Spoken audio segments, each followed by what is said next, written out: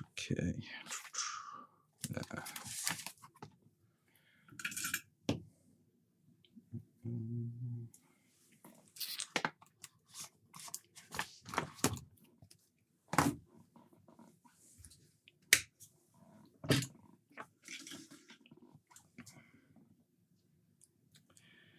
I can't remember which one it is actually. Let's check that.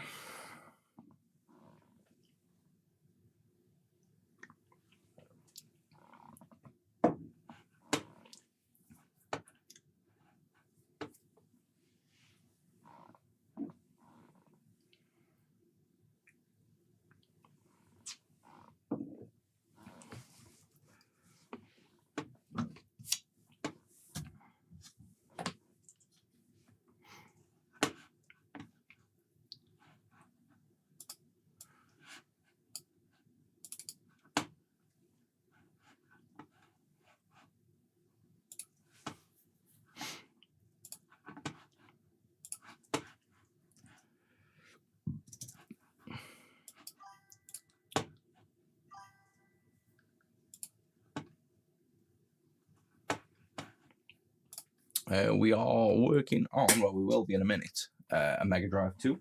So this one wants a CleanRGB upgrade. Now I'm going to look at making a mod for this at the same time. So I've got a lot more interest in the Mega Drive 2 recently, on the Mega Drive.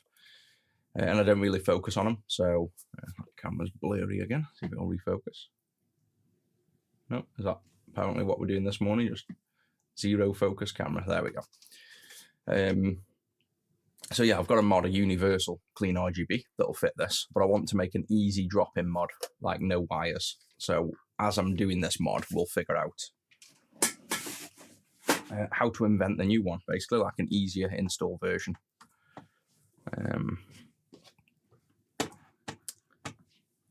Early start date is a little bit early. I'm not normally this early, normally like another hour yet, but I didn't work much yesterday, so a bit wired, needed some work. I'm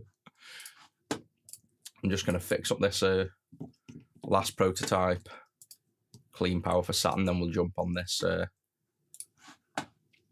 this Mega Drive. If you're wondering about chats shouldn't appear now unless you're subbed. So we're trying to push for getting some subscribers and then they get some benefits.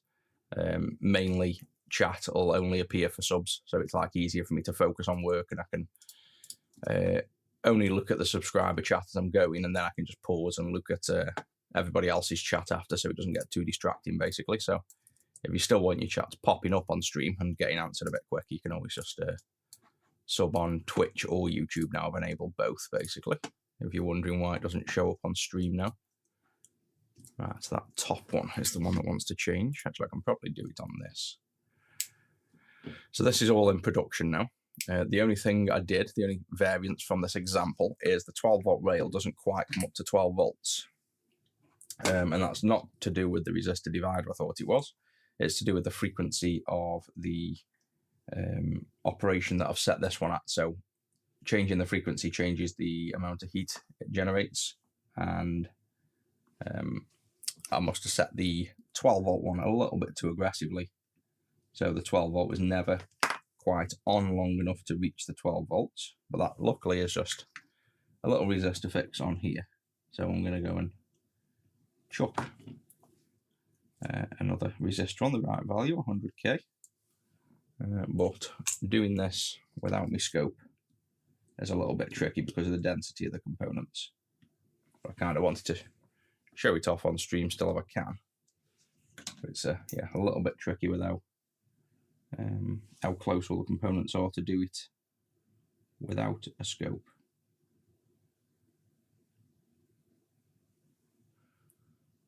There we go, I'm managing just about. That's a bit short going that way. And then,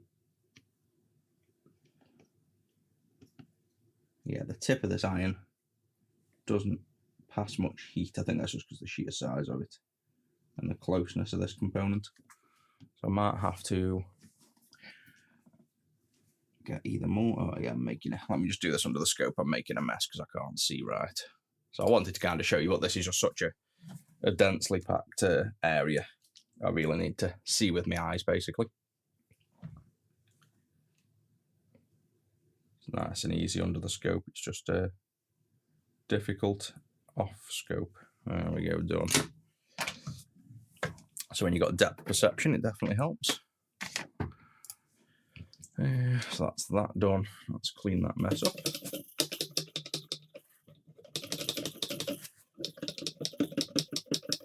Definitely on my to-do list, guess.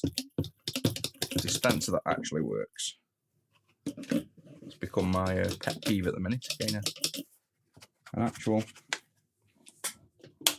IPA dispenser that works, because they just seem really bad quality since me first one broke. All these new ones just seem rubbish.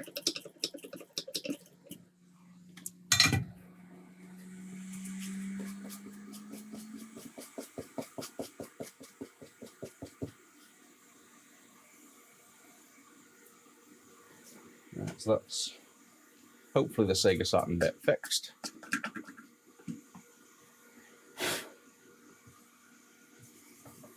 So let's just give this a quick test and make sure it is.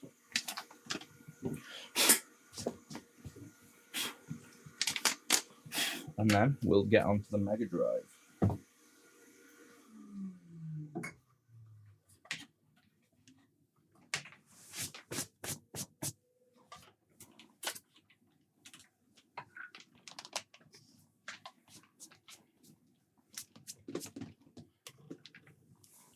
Oh, and one thing I need to short the bridges on here as well. Let me just do that at the same time. I'm going to run out of solder as well. I need to order some more.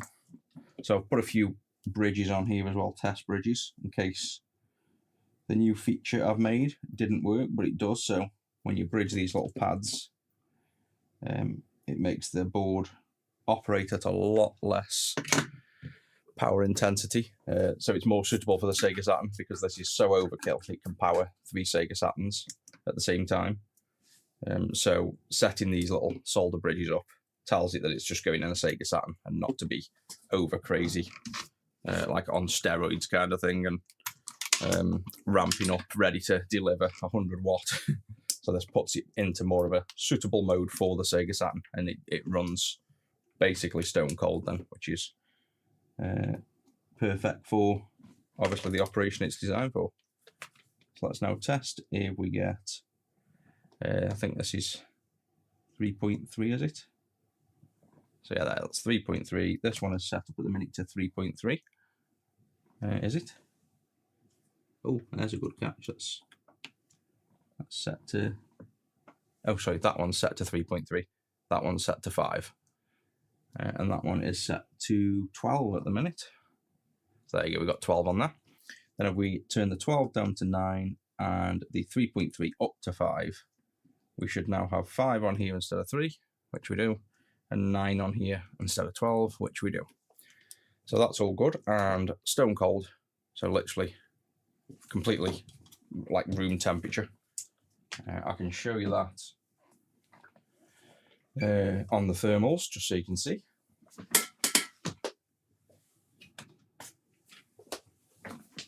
Might as well.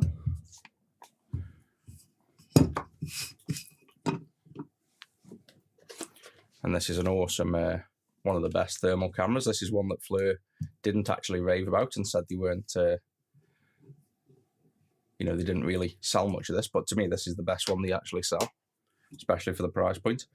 So you can see these are the regulators. So there's my finger. That's where we are. So these 3 regulators are the one we care about. And they're literally like cold. They're colder than the circuit board.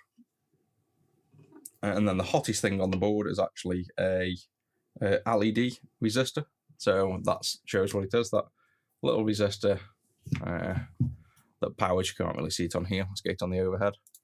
The hottest thing is literally this little resistor here that just powers this LED. And it's just running at 40, 50 degrees, which is completely normal. That's well within tolerance of resistor. It doesn't feel warm if you touch it. It's that small. It's just like a pinpoint heat source. But yeah, that's all done and in production. These, I don't know whether I put them on for pre-sale. I think I did. If not, I will now, because I had a few people asking about it yesterday and wanting to buy these. So I figured instead of just not letting you buy for a few weeks, I've put them up for sale with a little note on that just says pre-sale. So you know that they are basically not here yet. They'll be a couple of weeks. I think it'll be about 2 to 3 weeks roughly, and we'll have these in stock. Let me just double check the website.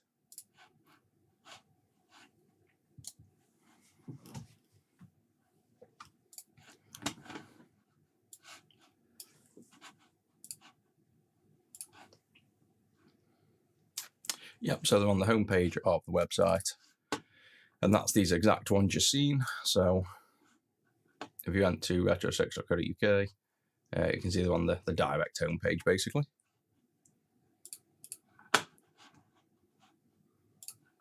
Alright, so that's the Sega Saturn one done. We'll get now onto the Mega Drive 2. Let me just pack this thing up.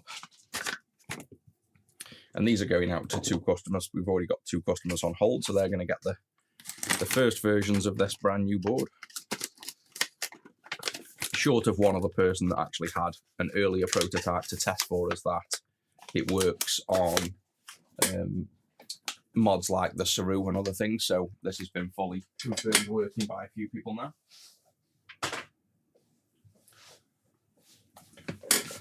Right, Mega Drive 2 time. I guess we need a controller as well.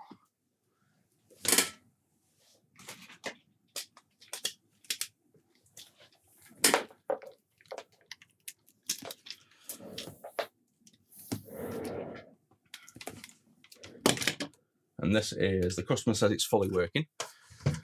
So the first thing we need to do is confirm it actually is fully working. So we've got, this is our power supply, controllers, AV cables. So the only thing the customer sent is the actual console. We know all the other stuff works. All the games, cables, everything are ours.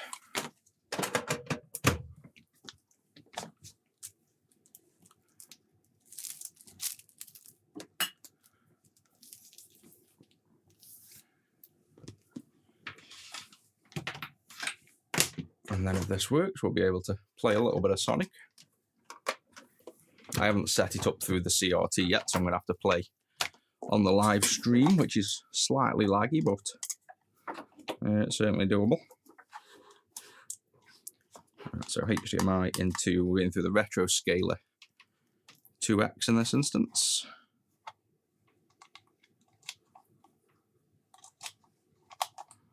So all them on.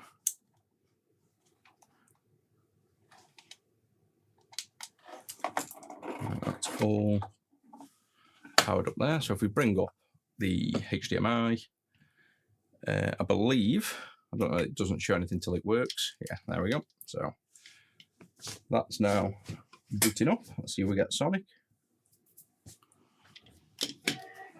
Yes, we do. That looks terrible though. Not much colour there. And this is a hacked ROM, so that to me looks like, has this been modded at all? No, it hasn't. So this could be a, and that's the thing, I don't really know the frequency of this because it's on a retro scaler. We could be running at 60 Hertz on a 50 Hertz Mega Drive, so we're losing some of the colour. Or that could be the composite that's actually just not doing too good on this. I wonder if you've played this game, Josh. This is Sonic.exe, I believe. I used to play this in the store when we had it. I used to shit people up. Oh my god, the delay on stream is crazy today. I'm jumping and then jumping about 3 hours later. This is all going to be muscle memory because this is some mad lag. Uh-oh. Go! Uh-oh, can't kill anything.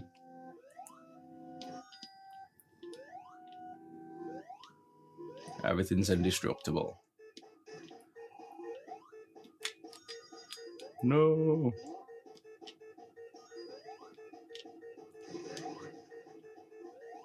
No. Oh, shit.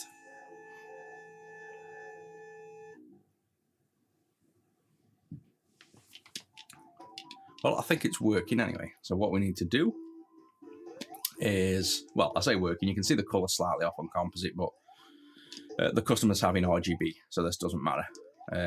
Just we'll bear that in mind, that the colour's not quite right in case we have issues with the converter. I'm going to turn that off before I get attacked again. Right, so let's open this up and do some mods.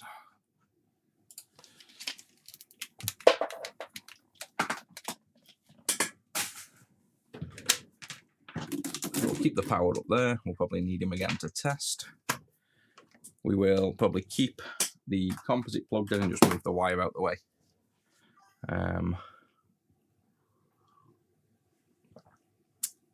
For Retro Tink, absolutely no.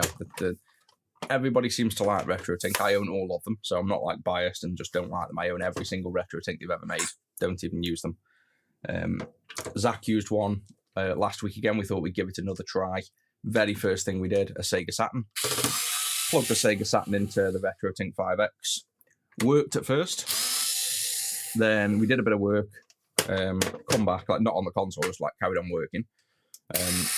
Come back to see if the console was working. It was just apparently off, nothing showed. Spent about 15 minutes diagnosing it, plugged it into my OSSC, into the Trinitron, all works perfectly fine. The Retro Tinks just don't work. Like if you're working on retro consoles, regular, like I am, then the Retro Tinks genuinely do not work like they just don't pick up most signals. So I've obviously worked with pretty much every retro console going in every region of the world from now, not far off. And I can tell you now the Retro Tinks don't work on, I'd say, 60% of them. So I think it's more of an American thing. I don't know whether they're American made or owned or something, or whether they just focus more on NTSC consoles. But I certainly know it doesn't work on PAL-based Sega Saturns stock. It will work, but not very often. And when it fails, it's not the console because it works on everything else. So basically, it's something I just don't recommend. What I use now is the OSSC for SCART, and save having the add-on composite for again composite HDMI. I just use the Retro Scaler 2X. That I'm finding for composite is actually better than the OSSC's add-on board. So Retro Scaler 2X for composite and OSSC for HDMI. I've used them. I've used the Retro Scaler for probably 6 months, but I've used the OSSC for 4 or 5 years. A lot of people will say, "Oh, what profiles do you use on the OSSC?" I use absolutely nothing. I just turn it on and it works flawlessly on every system. The main issue people have with the OSSC is part of why I do these CleanRGB mods. And that's because people don't do RGB right. They use different value resistors inside of the cables to adjust the voltage instead of correctly attenuating it and outputting 75 ohm. They use sync strippers on the sync signal instead of passing a proper sync. They basically hack together RGB mods and sell them, and that's what's currently popular on the market. And the OSSC doesn't like that, but then they blame it on the OSSC. Well, I CleanRGB mod everything, and I know how the RGB works. I spent a ton of time figuring it all out. Every console I've ever modded with CleanRGB just goes in the OSSC, turns on and works. No profiles, no mods, nothing fails, and I've done it on almost every console that can be RGB modded. So I don't think there's any issues with the OSSC in any way. I think the problem people have with OSSCs is poorly modded consoles, and then they just blame it on the receiver. And I think Retro Tink works more with those bad mods to tweak their inputs so it shows up as if it works. But if you put true RGB into the Retro Tink, like from a CleanRGB that's the exact voltage levels you need, it just fails most of the time. It just can't handle it. So I think the Retro Tink's probably more focused if you're going to use these off-the-shelf cables or these other mods. But if you're going to do proper RGB modding and pure input, stick with the OSSC. There's nothing wrong with them at all. No setup, no profiles. Just plug it in and it will work every time. And you'll see it on this one when we mod this.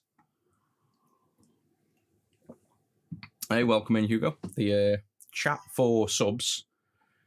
There we go. So you can see this one. I presume this Goku is subbed on the channel. That's why the chat's showing up down the bottom. So I think my filter's working. And my messages should work as well because I'm classed as a broadcaster. So let me just see if mine show up. Yeah, so I think the filter now on chat's working. So only subscribers will show up on screen, and then I can make sure I prioritize them. My chair says Doom, but the camera's flipped. So this is my left hand. So when it's on the left side of my body, on screen, because I look at the screen to do work, it's on the left. So like your phone flips your camera around. If you looked in your phone at writing, it's going to be backwards. So I just flip the top camera so it's easier for me to like orient myself when I see the camera, basically.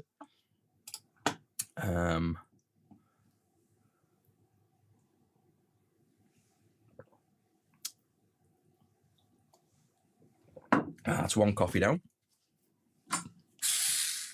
Oh, this is an interesting thing. So for those that remember when I was delidding the VDP on the Game Gear and I was trying to show you inside a chip. Where are you? Look at this. Oh, I thought we got a delidded chip, like a prototype chip there. It's just caps on a floaty board. But from top down then, that looked like it was going to be like you can get the caps that are basically bond wired over and exposed, and I thought that was going to be that, but it's just a bunch of caps. I got excited then for showing you that. So yeah, I'm going to be working on Mega Drives quite a bit more at the minute as well. I'm going to be doing some mods on them, starting with things like the in-game resets, region switchless mods, an integrated CleanRGB. I don't know whether to do just one Mega mod because the Mega Drive seems quite popular. I'm probably going to start making the shells for them soon for the Mega Drive ones, aimed at mainly because, again, there's no cheap, and I say cheap not as in quality, as in price. There's no cheap shells for the Mega Drive 1. They're like £110. So I'm planning on making them shells next. And then I figured I might as well give it some love and start making some mods. So I don't know whether to do like a holy grail of mod that does everything. So the RGB output, the audio amp, headphone amp for the ones, in-game resets, region switching, language switching. Do like, one mega mod. Won't cost that much. It'll be a Raspberry Pi on a board and some chips for the CleanRGB. I don't know whether just do like literally one mega mod, and if you don't want certain mods, you just disable switches or something like that. Or whether I do separate mods, it depends. I'll see. Neptune board, no. I saw the development of it, but no, I haven't bothered yet. I might do when I get more into Mega Drive. I might grab one and see. Yeah, I'm up a little bit early today. About an hour earlier than normal, but I'm wide awake, so figured I might as well start work. So what we have for the RGB mod is, do I even have it here? Sure, I grabbed one. No, I didn't. CleanRGB, got one here, luckily. And the the new factory didn't quite QC. I think they accidentally dragged a letter when they printed these bags. So I sent them the file, and then we've now got like 500 like this. So this is a lean RGB with a bit of C. So this one should work the same, but yeah, they must have just dragged the letter when they were about to print. So there's nothing wrong with the board, it's just the printer's pretty bad. So I think as well, part of why I'm probably going to make a easier mod than this, because we've got to solder now 4 wires, 8 wires, 9 wires on this. I want to make it so, this was the idea of why I made this in the first place, was I wanted to make one RGB board that could be used across every single console, so that when I come to do RGB mods, I don't have to keep designing mods for every console. And then once I find out which ones are popular, I'll make an easier to install mod without all these tuning dials and wires. But I just never got around to it, and we've sold now, I think this is the third batch, so this will be the 1001. Well, basically we've sold over 1,000 of them now. So it's long overdue that I actually make clean RGB mods that drop in, not just the universal, because I've just ended up using universal for everything. So the goal of while I'm installing this is I want to think through and figure out what I'm going to do. And I'm pretty sure what I'm going to do on this is, it's already got the port on here. which, to be honest, that customer's port, I think it's a bit high up. I can't quite focus on it for you. Yeah, that's too high up for the camera to focus on. Let me just try and get you a good shot of this. This port doesn't look in the best of conditions, so don't know if that's going to focus either. Yeah, that's done the job just about. So that port is a little bit, same issue with this camera, really focused. There we go. It's a little bit mangled. So I think I'll probably replace that port, but this does actually come with a port, so you don't need to replace the port on this. And if we look at the schematic I'm in together, let's see what I'm thinking, because my first thought is, if I remember rightly, you've obviously got the video chip here, and this goes straight to here through some caps. So I'm pretty sure the mod I can make will just remove this chip and solder in place of it. And that will be the simplest solution. So we'd solder a chip here, probably a flex ribbon that comes out and sits here or something. Or maybe comes down and out the way, whichever. I'll figure out where I want to put it. It's a flex ribbon, so it's going to sit anywhere. We'll probably remove these caps because the CleanRGB will filter that. Maybe I'll have a look. It all depends on which version. I can't remember off the top of my head what this one's doing, so we'll probe this with a scope in a minute and look at the schematic. This we can obviously fit on. I know it'll work anyway. We might just have to change some resistors. But the goal of this is to try and think through a new mod as we're doing this.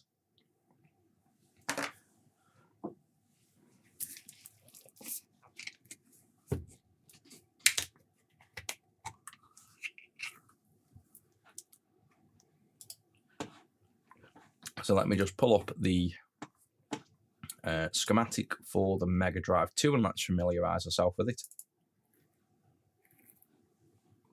Now the schematics for VA0, 1 and 3, this is a VA0, which you can tell from the bottom corner, VA0.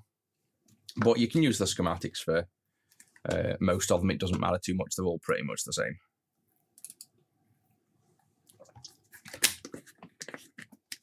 We are working on a Mega Drive 2, doing an RGB mod, but I'm also going to invent one as we're going. So I've got the universal mod I've made that works for every console. I've already installed them on Mega Drives, but this is quite large and needs 9 wires. So this takes time to install. I want to make one that's going to drop in over this chip.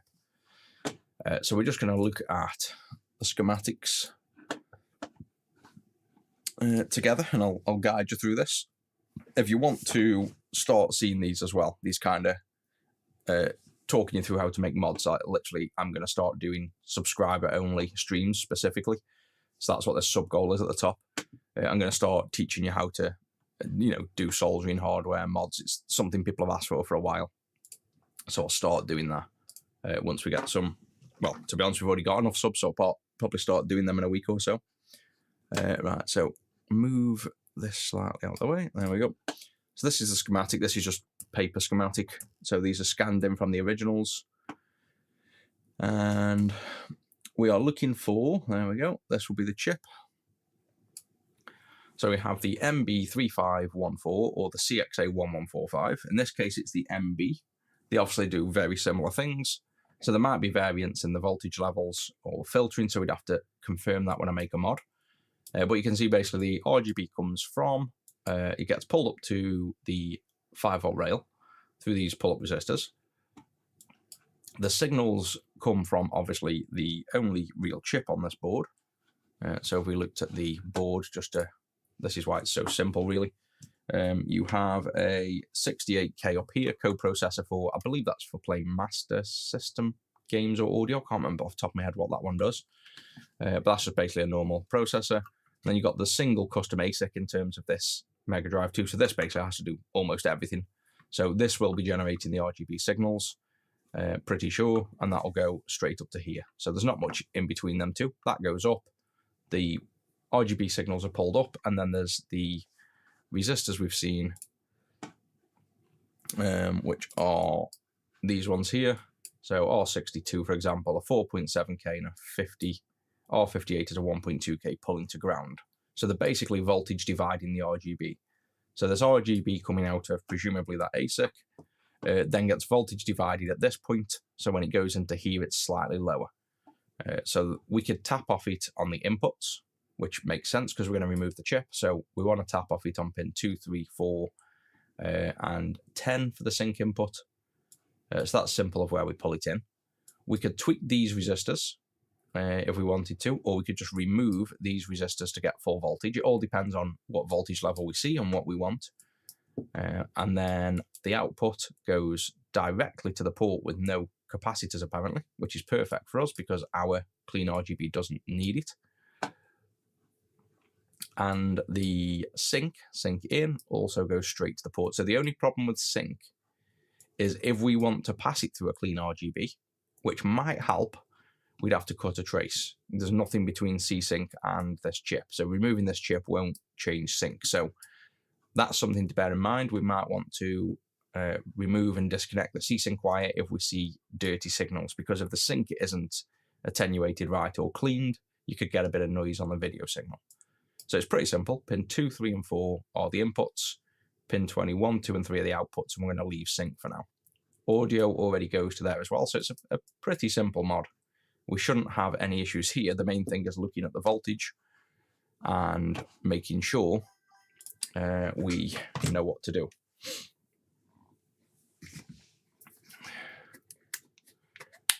I've seen the retro channel composite mod. It's definitely, unfortunately, taken 99% of what the Atari 2600 clean comp is and just slightly tweaked it and sold it for itself. So I've already lowered the price, so ours is now cheaper.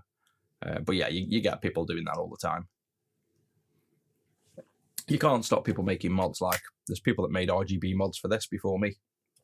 But it's just a shame that they've basically ripped off the clean comp in terms of the exact shape, the layout, the install guide, the notes about removing resistors, how to identify ground pin. Like, I watched the video and I was almost giggling that I'm like, Jesus, have you done any work yourself? You've basically ripped off my entire guide, the PCB layout, the solder pad positions, all the hints and tips of how I've improved the Atari over the time.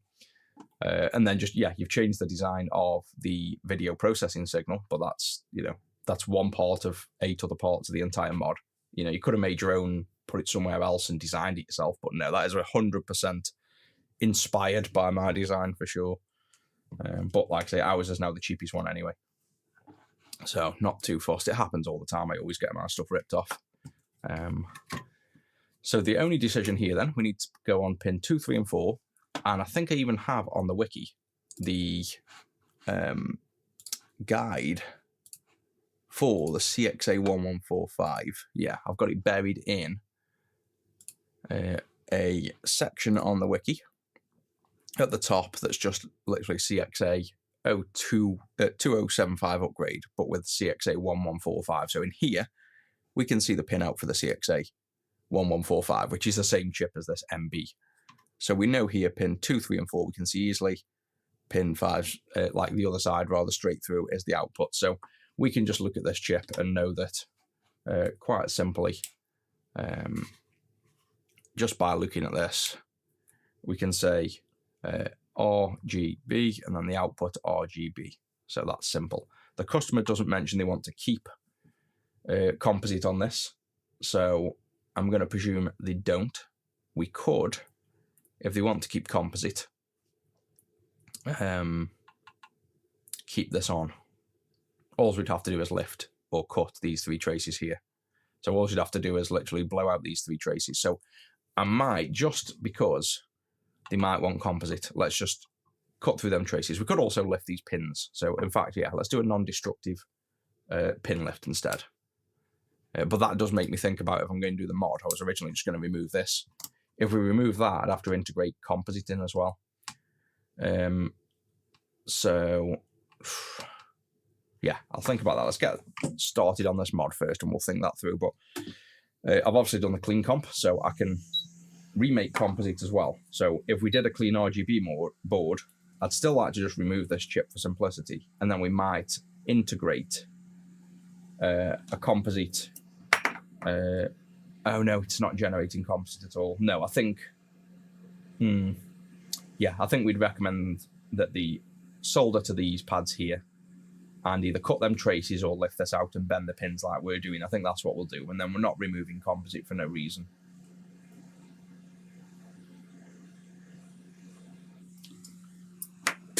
Where's that window gone?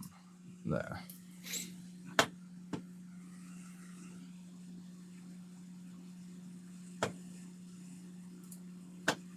Brought your Game Gear kits from the Game Gears, thank you. Hope you're liking them. We'll have probably a new limited edition shell soon as well. The Sapphires they went absolutely mental in the first 2 weeks, and I thought we were going to run out within a month, and then they've like tapered off a bit now, but we don't have many Sapphires left at all. And then that'll be it. The clear blue will be gone for the foreseeable future, if not for good, and we'll do another limited run probably. So that's that chip off. We're going to put him back on, but I'm just removing this for simplicity for bending them pins. So I'll just place him on here for now. And zoom in. So we had pin 1, which was over here. So we want to bend up the R, G, and B outputs of this chip. I'm just going to let it cool a minute so I don't burn my fingers off.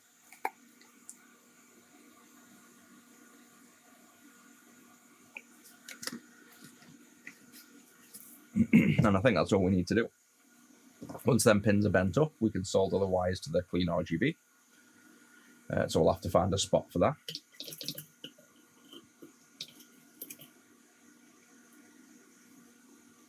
And then before we do that as well, I will remove this socket. Now I'm tempted to just hot air that and clear that off. Yeah, so let's move him out of the way a minute actually. While we're here, I'm just going to hot air this AV port off and put a new one on because it looks fairly damaged, as we saw. You know, it's seen better days. I might as well chuck a new one on. We have them here. I think we sell them. So why not just put a fresh one on for the customer so it's nice and new. So we've got a nice brand new one here. And obviously the customer's is much worse off if you compare this to ours. So can I get that on this one? And you can see the difference it's going to make. So we should be able to. That'll focus. I think this is just on the limits of the camera's focal distance. There we go. So look at the difference between like the old one and the new one. That's going to make a big difference. It looks terrible. So we'll take off the existing one and chuck this one on. For this, it should survive the just basically hot air as hot as you can go. Morning, welcome in. If you're wondering why the chat doesn't appear for you anymore, by the way, I can see you guys can't. If you subscribe to the channel on Twitch or YouTube, then your chats appear on stream, so they don't get missed, and I'll answer them quicker. I'll still answer people's chat, obviously, but I'll start kind of getting on with work, answering only the sub chat, and having a dedicated time where I then answer all the other chat. But if you want kind of priority chat, then you can just sub to the channel, and it'll also help as well.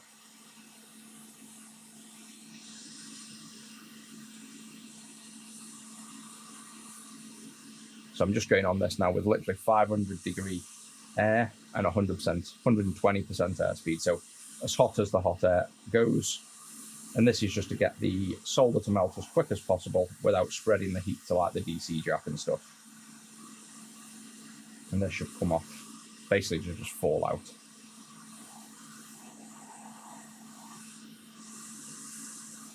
And I probably could have put some leaded solder on to help this, but it won't survive the 500-degree heat anyway. The solder's going to melt no matter what.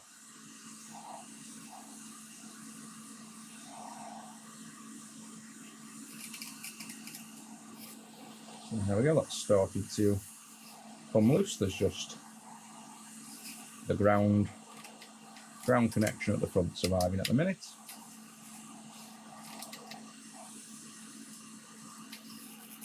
And I think that's more of the fact these have got like spring-loaded clips in. I don't think it's the solder that hasn't melted. It's just you'll see when this is out, it's got like spring clips in, so you have to partially force this through the hole.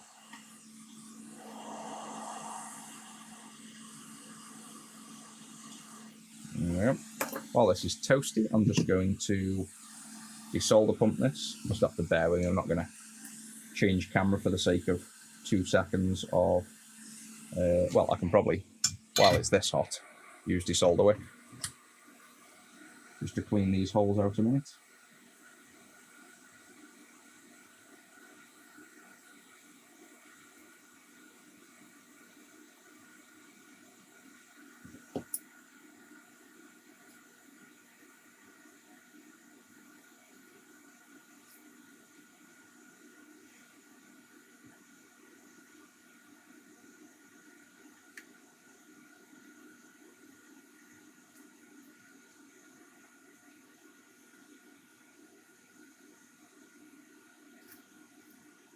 So we nearly got them all with the desolder wick. Just 2 left for now, desolder pumping.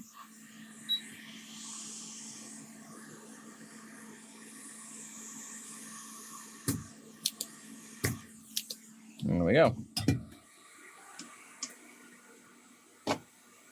There's my sponge gone there.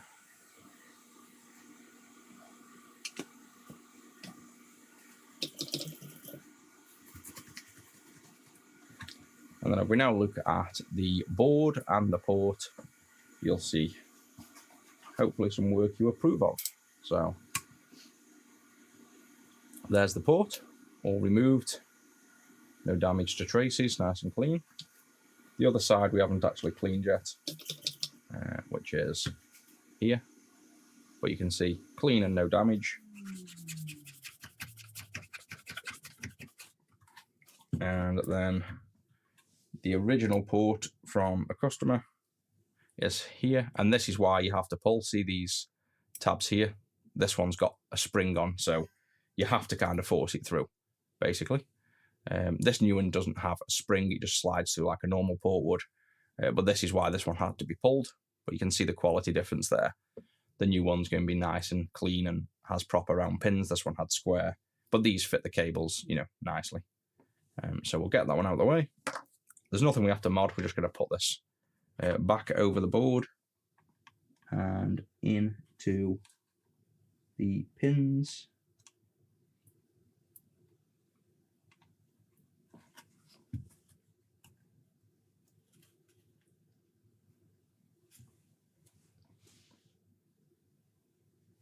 Yep, nice, perfect fit. So that's a snug fit. Oh, I didn't show you that on camera, but that's a really nice snug fit. So that's just gone in perfect. It's even got like a bit of a pressure push, so that's gone in exactly as we want it. Nice and flat, just like the original. Now we just need to solder that down. So I'll focus him. And get some flux on there. Hey, thank you on Twitch for jumping over from TikTok. Yeah, TikTok's been a bit of a bitch. Keeps banning me most streams.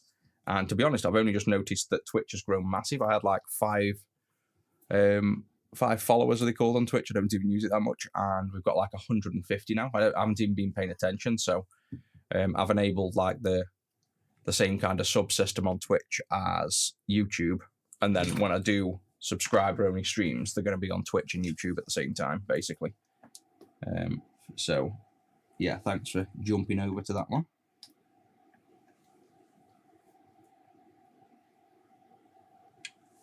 So we'll get these anchor pads on first.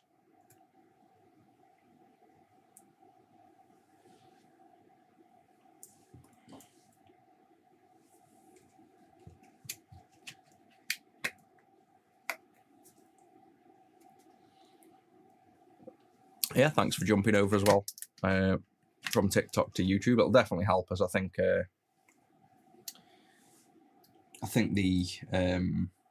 streams are going to do better in the long term on YouTube and Twitch, to be honest. So that's where I'd focus if I were you. That's where I'd kind of start watching from. It's going to help the streams more and the channel in general more. The TikTok I might just do the conventional videos I used to do, the pre-recorded ones. People loved it. So we might end up changing to that. I'll all see at the minute we stream everywhere, but it's finding out what works best for everyone. But yeah, definitely if you could support the YouTube and Twitch side, that would be really good. Much appreciated. Right, so there's a new port. Still looks a little bit. I've got a little bit of gunk. Oh, there we go. Thank you very much. See, we pop up as well now as a member at the bottom. And you should, I don't know how quick it'll let you then, but your chats should appear then on screen. It's all, as soon as YouTube or Twitch tell you that you're a member, it should in theory come through as a message. And then I've wrote a bit of code because, of course, Streamlabs doesn't support showing only subscriber chat. So I had to write a bit of code that injects some JavaScript into this stream. So every time a message comes through, it's hidden by default. That's why you'll hear the noise. If you hear a ping, it's people talking, but you guys won't see the chat other than me. But then if it comes through from a subscriber, my code injects something that shows the chat. So helps being a software developer as well, really.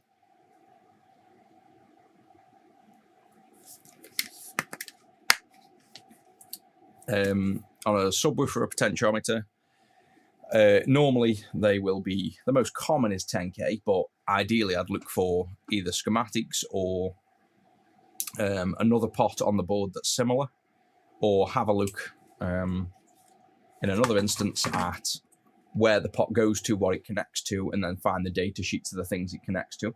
It can either just be a voltage divider, that's the value doesn't matter, and it's just basically dividing, say, a 5-volt input from 0 to 5, or it could be part of a pass-through circuit. On a subwoofer with the load, it's almost always just a voltage divider, so it's not actually going to be passing the values through. But if it's part of an op-amp feedback circuit, then it will. So I'd try to find schematics. I'd try to measure it, if not, the outer 2 pins to see if you get a known resistance, because the wiper's probably broken, but the outside 2 pins should give you a fixed resistance, and that'll probably be the one that you need, basically.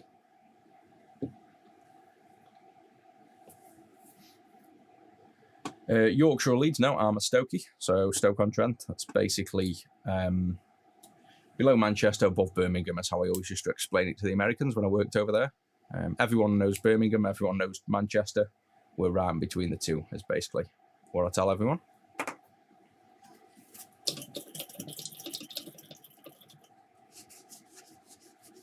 And the missus is not technically Geordie, but all the family are Geordie. But she was born down here, so the family had already moved when she was born.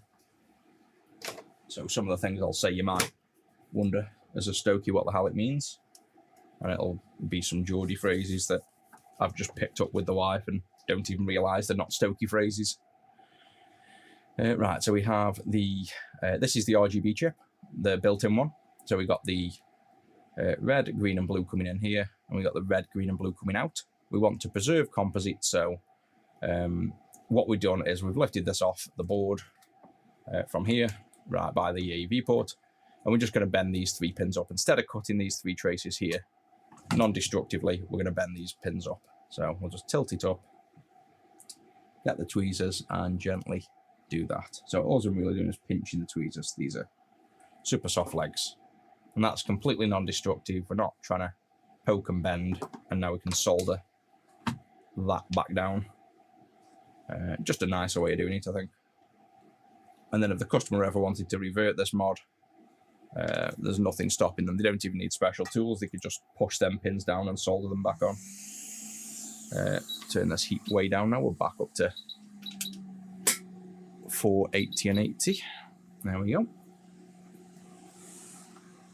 Practicing micro soldering. To be honest, if you just sub to the channel, I know I'm forcing the subs there, but I'm going to be doing subscriber only streams, literally dedicated to that, teaching you how to do all this, how to solder, what tools you need, what wire to use, how to read schematics. That's the whole point of why I've started this sub thing. It's not just like, give me money. It's literally, once we get the subs up, I'll be doing subscriber only streams dedicated purely to doing this, basically.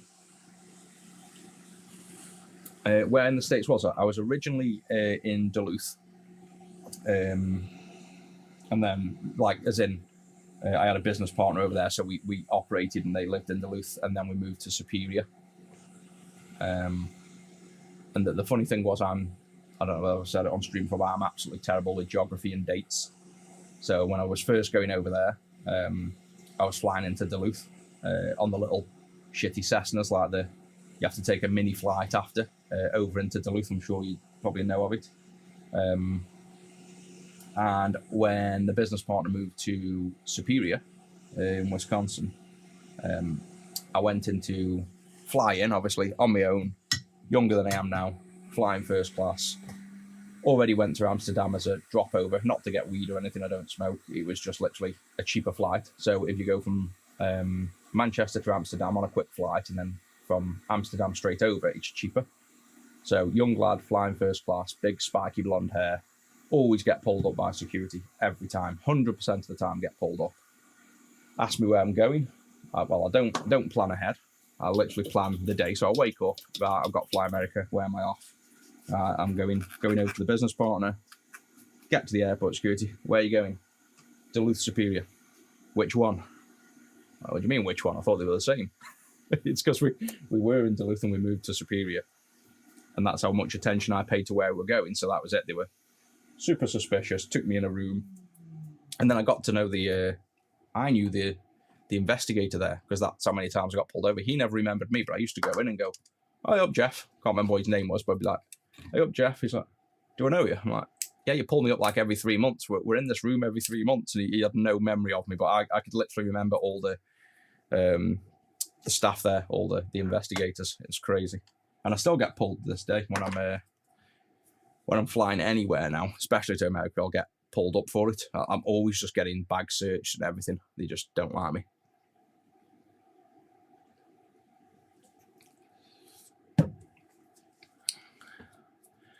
Right then, so next question is, where do we put this? Because it's a big board. So we don't really want to run the wires. We don't want it all the way down here if we can help it, and running wires all the way up. We could do with it being up here. So I'm thinking, like, here's a nice place. And we've got double-sided tape on the back to stick to these. So I could, like, stick it there. So let's dry fit it there. And let's go over here. And we just want to make sure that this is not going to get in the way. We zoom out. It's not going to hit anything when we're closed up. So we put that in there. And then we put the cage on, because the cage sometimes hits things. Yeah, so straight away there, that's just lifted off. The cage just twanged that off. So we can't quite put it. Why can't we put it there, actually? Can we just bend I think it's just that. So we could modify this part of the cage and just bend that out of the way. And then still put it there. Or, if not, does it leave us anywhere else to go with that? Could we fit it over there, slightly further over? Like, not as neat looking, but diagonal. So you could fit in there. But anyone with OCD, that's going to kill. So would you prefer it to be installed like that, or we could install it over here and bend the cage up? We can't really install it on the bottom because there's a metal cage touching.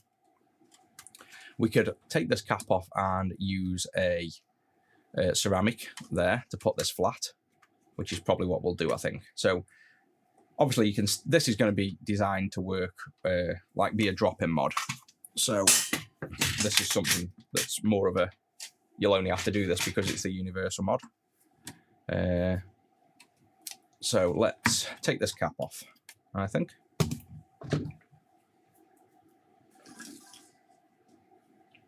Oh, we got another member. Thank you very much.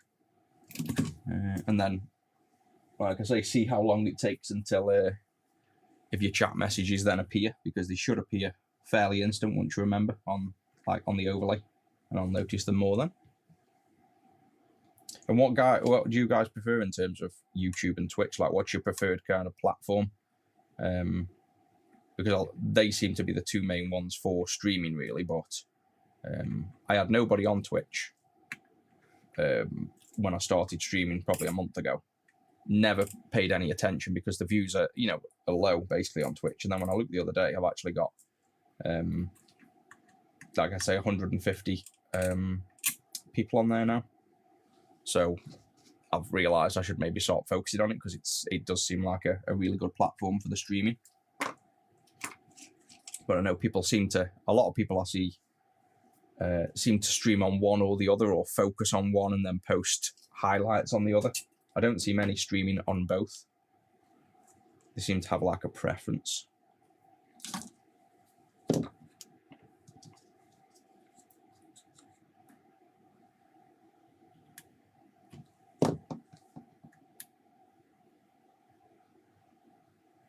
So I don't know why I'm clearing these holes. We're not going to replace it with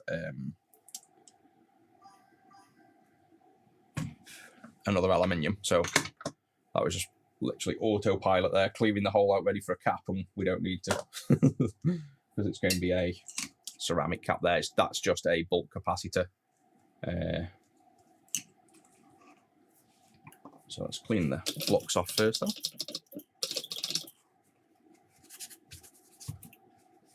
Yeah, YouTube over Switch, YouTube over Twitch for one win there.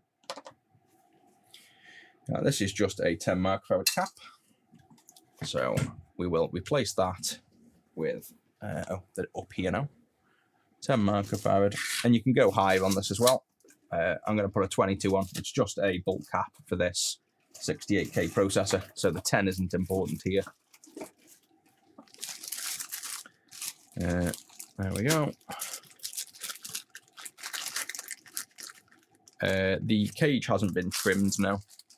This is just a stock cage at the minute, and that's how we want to keep it. So when I make the more integrated mod, we also don't have to tell the customers to permanently modify stuff. There we go. Now it's, see, so when you remember, you get this little pop-up now on screen, so I can answer them more priority. When we start getting more and more messages, then like the stream yesterday, we had hundreds of chat, and I spent so much time just talking, whereas now we've got the sub-only chat, I can answer the sub-chats as we go, and then we'll take like little pause breaks to answer everybody else's questions. So but that looks like that code's working perfect, and then it stays on screen for a minute. The chats, I'll probably get it stay on for a little bit longer, but I think that's the maximum it lets it stay on anyway.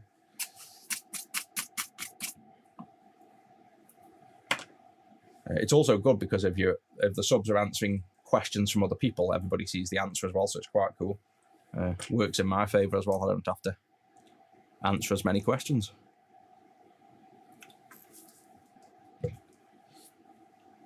Right, so that's that cap on. Just clean that little bit of flux. Light's getting in my way today. I think that's actually the record number of people on Twitch as well we normally get like 2 or 3, so it seems to be ramping up nicely.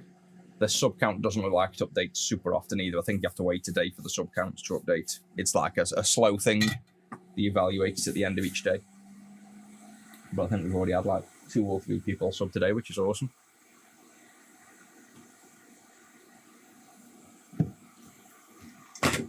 Right, that's that one there. So now, with that little mod, I can fit it here nicely.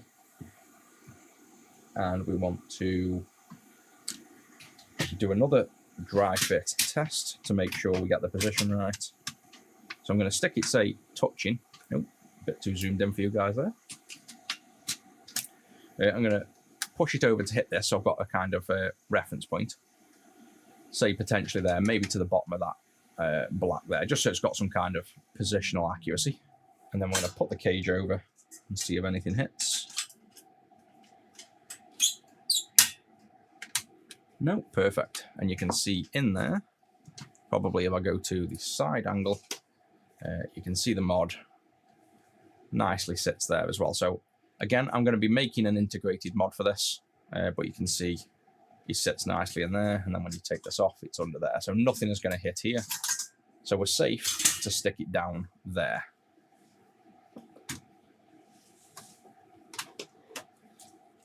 Do I ever sleep? Yeah, I do. I am admittedly up early today. I say every day I'm not. Today, yes. What time are we on? About 20. Is that it? 20 past 5? Oh, yeah, shit. I'm up early. I've already been up an hour and a half. Yeah. Got up a little bit early today. I don't look at the clock. I just wake up, and if I've woke up, I just get showered and come work. I thought it was like 4:30 when I come down, but I think it was 3:30, 4. But yeah, if I'm awake and I'm alert, I just start working. It's free time at the end of the day. More time to spend getting stuff done. I feel good about it when you've got some work done. I personally enjoy it. I love the working, especially the early mornings. It's addictive. Now I've started streaming early. It's like, I love it. Oh yeah, and we've got the time change as well, haven't we? So aren't I going to be up even earlier? Am I going to be on stream at 2 a.m. soon? Because the clocks, again, another thing I'm terrible at, times when they change dates, events. So in terms of clock changing, the missus told me the other day it happens, but I think it goes the other way. I think it goes backwards, does it? She said. So that means if I'm up at, say, 5 now, it would be 4 once it's back. So that means if I get up at 4, we're going to be on stream at 3 at this rate. Yeah, you'll have to be a sub for your chat to show up on stream, but I see all your chats. I'm not going to ignore you just because you're not a sub. It's just that as chats fly in, if I'm busy working, I'm not going to answer chats. I'll just look at the screen. But if a subscriber pops up on screen, I will answer that because obviously courtesy, the fact that you're supporting the channel. But if you want your chats to appear live on screen, then you can sub on any of them. You can go as like a $1.99 fan on YouTube. I think it's like the cheapest. I don't know what Twitch is because they set their own pricing. But yeah, you can sub anywhere and then your chat should appear basically. But you're not gonna, I'm not gonna not answer you just because you haven't, paid something basically.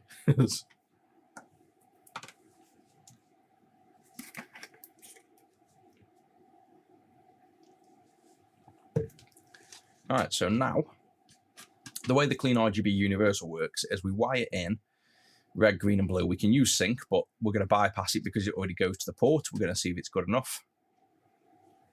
So the RGB will be the inputs on this side, and then the outputs will send to, we can send to the pads on the bottom, or you can send them to these vias. If you're comfortable soldering to these pads like I am, I'm just going to go to the pads underneath the pins, and then we have to tune it all. So I think because, yeah, the way I'm going to do this mod, yeah, we'll just go straight to that. That's what I'm going to do. So this will just be a bunch of wiring now. So feel free to chat away because this is just going to be probably 15 minutes of soldering wires on. There's nothing technically challenging here. I'm just going to be doing some nice wire work. We'll make this nice and clean as well. I can take it out of the cage. We don't need the plastic cage in the way. And then we'll solder some enameled wire on. I'll tell you what, shall I also try, one of the viewers on here has got this exact same iron.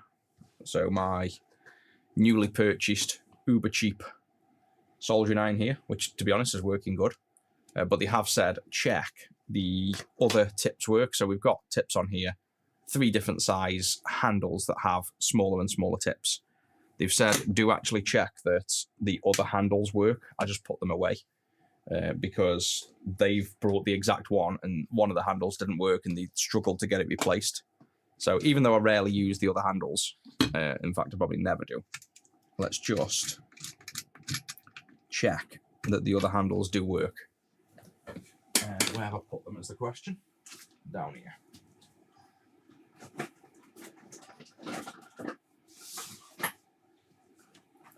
So I'll just grab this out.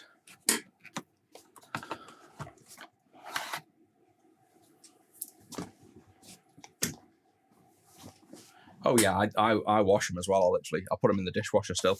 Cleans them perfect. I've got all the, again, people will say if I do something like use the hot air and a desolder pump, they'll tell me I need an expensive desolder gun, not realising I've actually got them. And then if they see me washing the boards in the dishwasher, they'll say, oh, you need an electronic ultrasonic cleaner. I'm like, I've got it. I've got all the expensive tools. Trust me, I've got everything you could possibly need in this industry. But it's funny how many things go back to the simple methods, and the cheap tools work just as well in most instances. So you can't beat a dishwasher. It's better than an ultrasonic cleaner, hands down. Right, so we have on here, you can see, let's get this out. And I think we're on the right one, be able to show you this. Actually, I can probably do this maybe. Depends if the camera can focus that high, because that's the only thing with this overhead camera. It can't go high. Yeah, so that's the only downside to this overhead. It's really a zoomy lens to do overheads.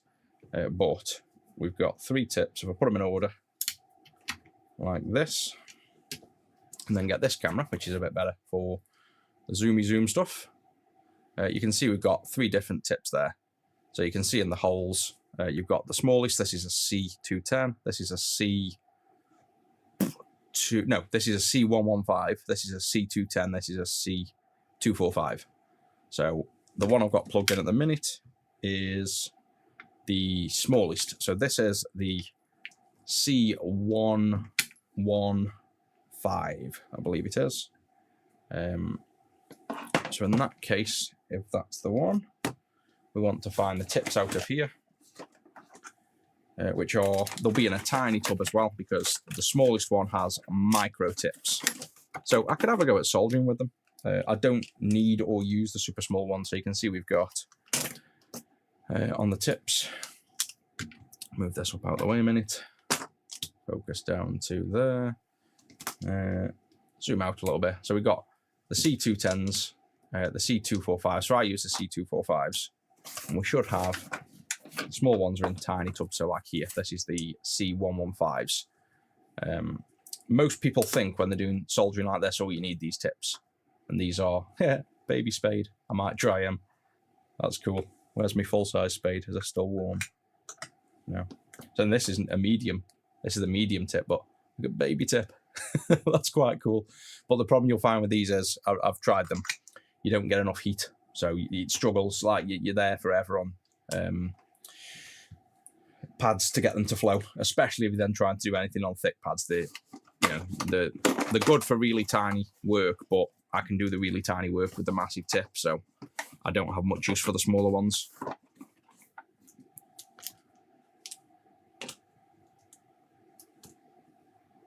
So what do we have? We have a pin tip there, and we have a bent tip. So this is probably one of my favourites when I used to use anything but a tip. This is just a little bent tip. But I'm not going to use that one. I'm going to use the baby spade.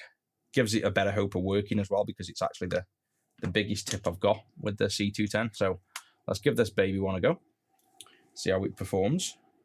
If I didn't make an absolute mess of my desk. And then because we're going to check the C210, let's find a C210 tip as well, similar. So not him, he's 245, 245, 245, 210.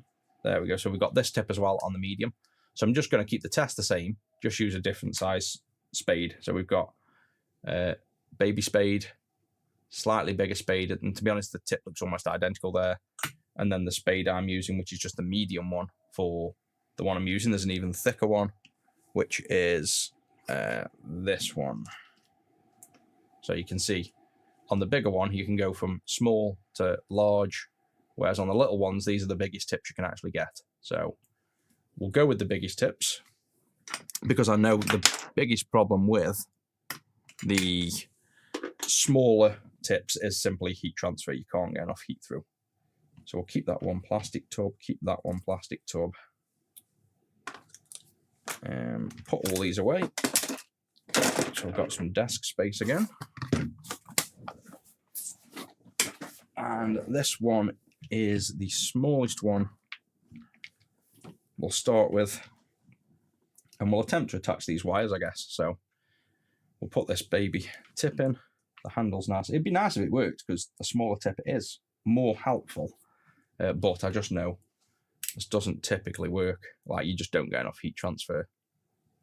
So there's that. Dishwasher won't corrode the PCB. No, you just put it in the dishwasher, wash it literally with everything like you normally would, detergent and everything.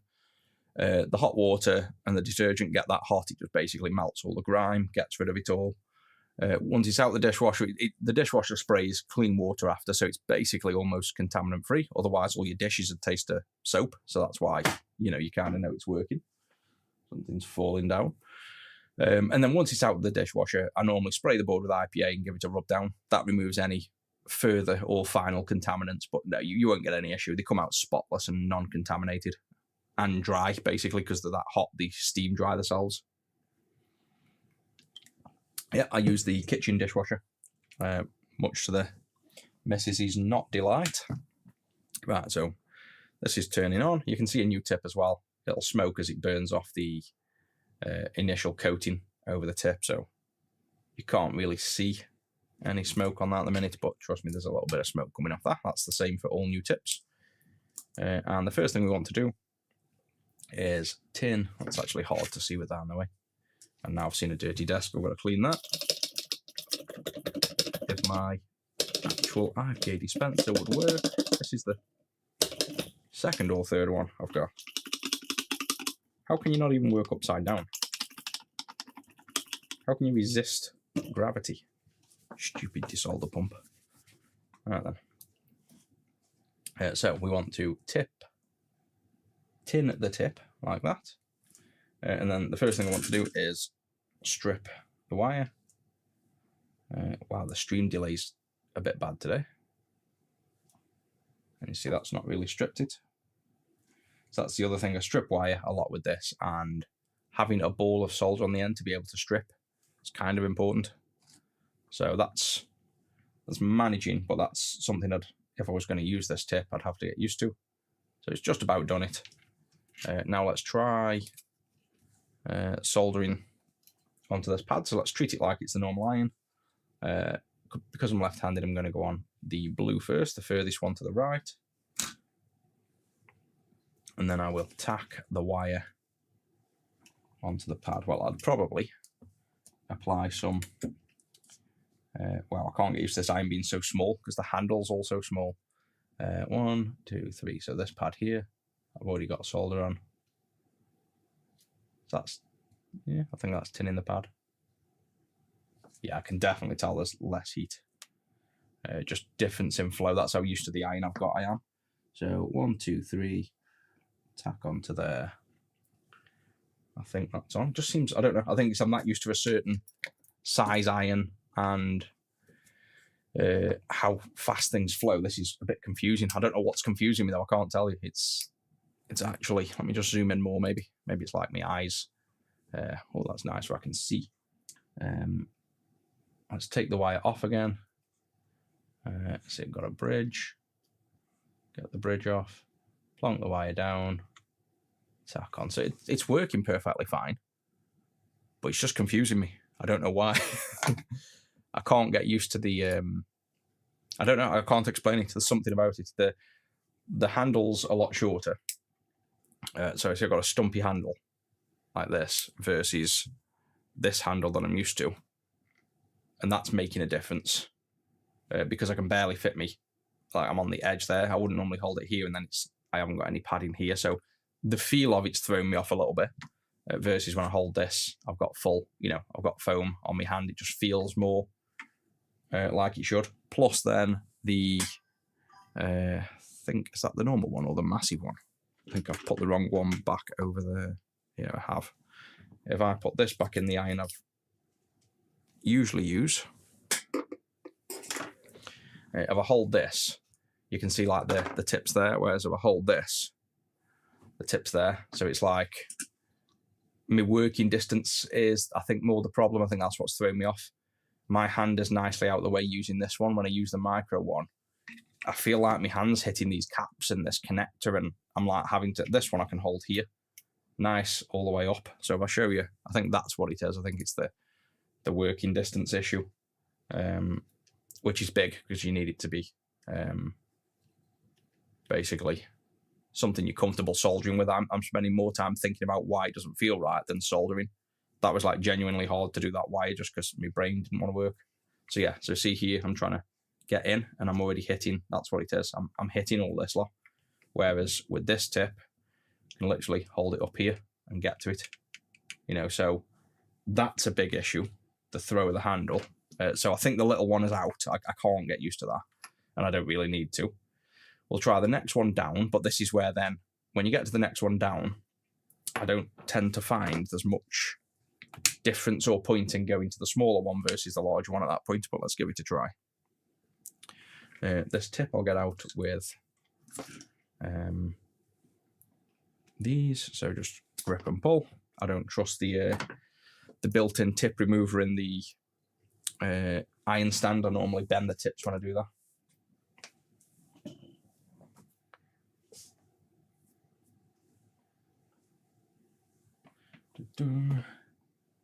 And then if we put this back in, this should be cool enough.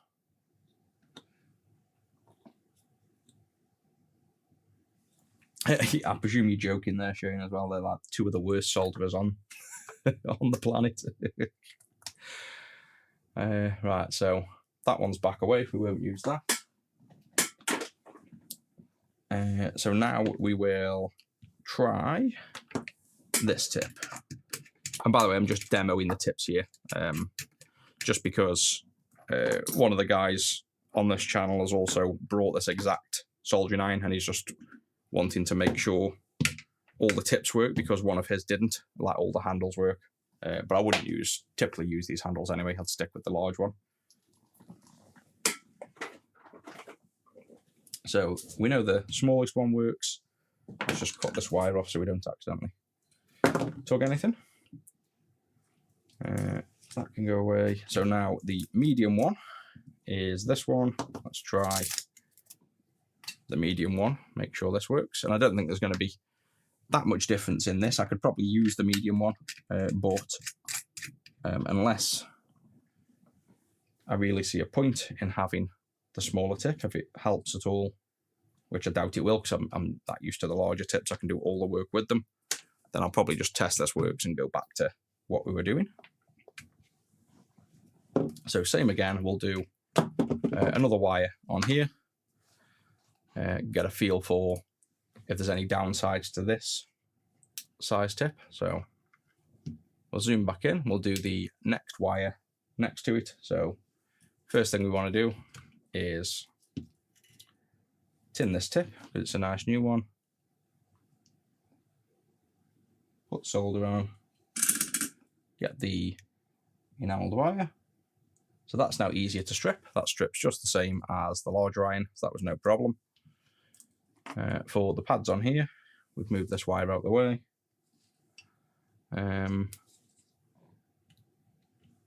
Lob it in there. And then what we can do is, we shouldn't need to pre-tin this, we've already taken this off and soldered it on, but we'll do that anyway, just because we did on the other one. And then we will go down with this just the same. So I'll zoom in super close for you as well, so we can kind of see the same perspective as the other one. And we want to, the main thing with tacking these wires on is it's a lot easier than it looks. You just basically lie flat by it, and so long as it's pre-stripped and pre-tinned, your iron doesn't need to be super accurate. You just need to tack on the top of it, and surface tension and basically surface tension is what does the work. So obviously no depth perception there, that mustn't be flat on the board. And the stream delay makes this fun. But yeah, this one isn't, don't know, this iron is not packing as much heat. That takes way longer to reflow, but that could be the whole depth perception on the stream. I can't really see the depth of where the wire's at while looking at the stream. So let's just do it from this angle instead, and what I'll do is I'll use my eyes instead of the stream, and then we'll see if it's just as easy when I can actually see where the wire is. So I can't see the stream, I'll just do it by eye, and then you guys can tell me if it goes on nice and easy. So that's held now in the right position. You just warm up the pad and let go. So yeah, that's, I think, to be honest, the little tip was easier than the medium tip, but the medium tip is worse than the large tip. I feel like this medium tip is, I don't know, that just doesn't feel like it's flowing much heat. You can still see the wire hasn't flown in. This is flown in nice. So the medium one works, but I'm just going to go back to the normal one. So the good thing is the kit that's come, everything works with it. So there's no issues with the tips that have come with it. That was the main test there. But I'll just go back to my good old faithful giant tip, and then we'll do all the rest of the work, basically.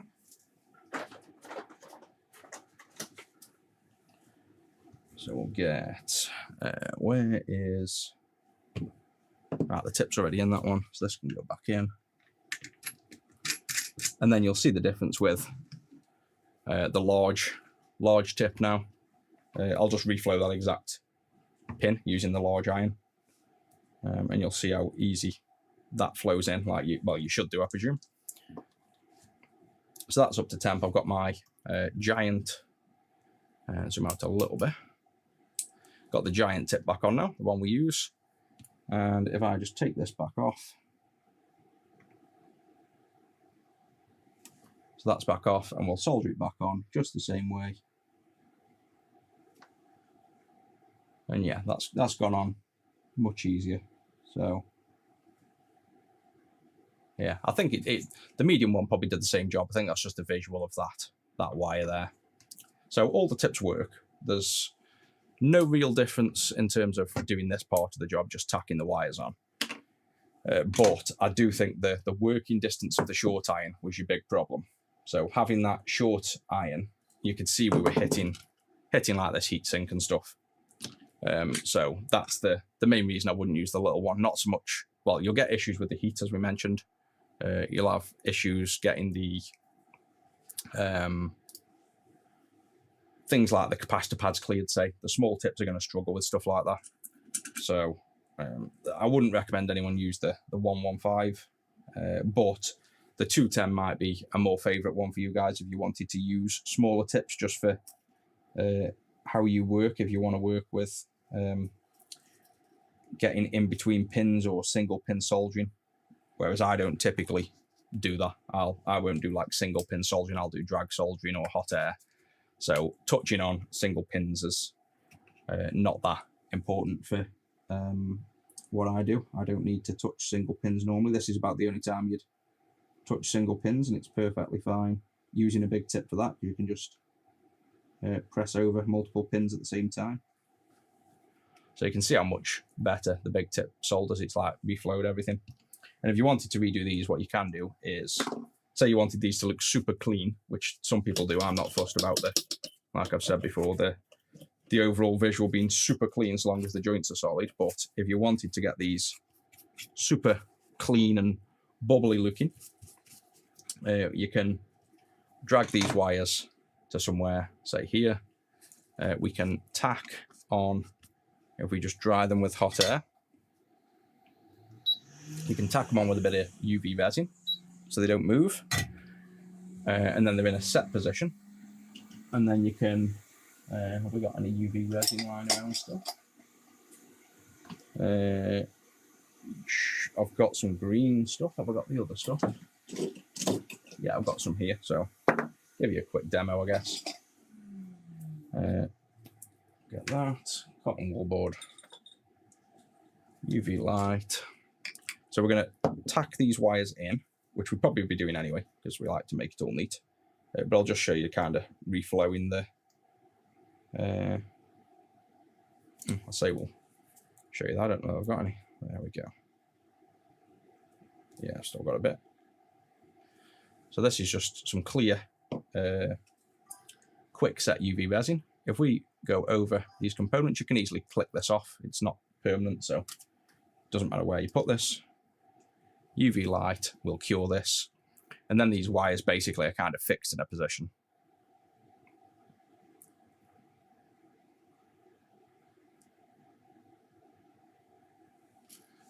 There we go. So now those wires are effectively going to stay, for the most part, where they are. So now when we reflow, we don't have to worry about holding them pads in, so you can focus more on reflowing them as if they should be there. So you'll see what happens in a second. Let me just pack this other soldering iron tip out of the way.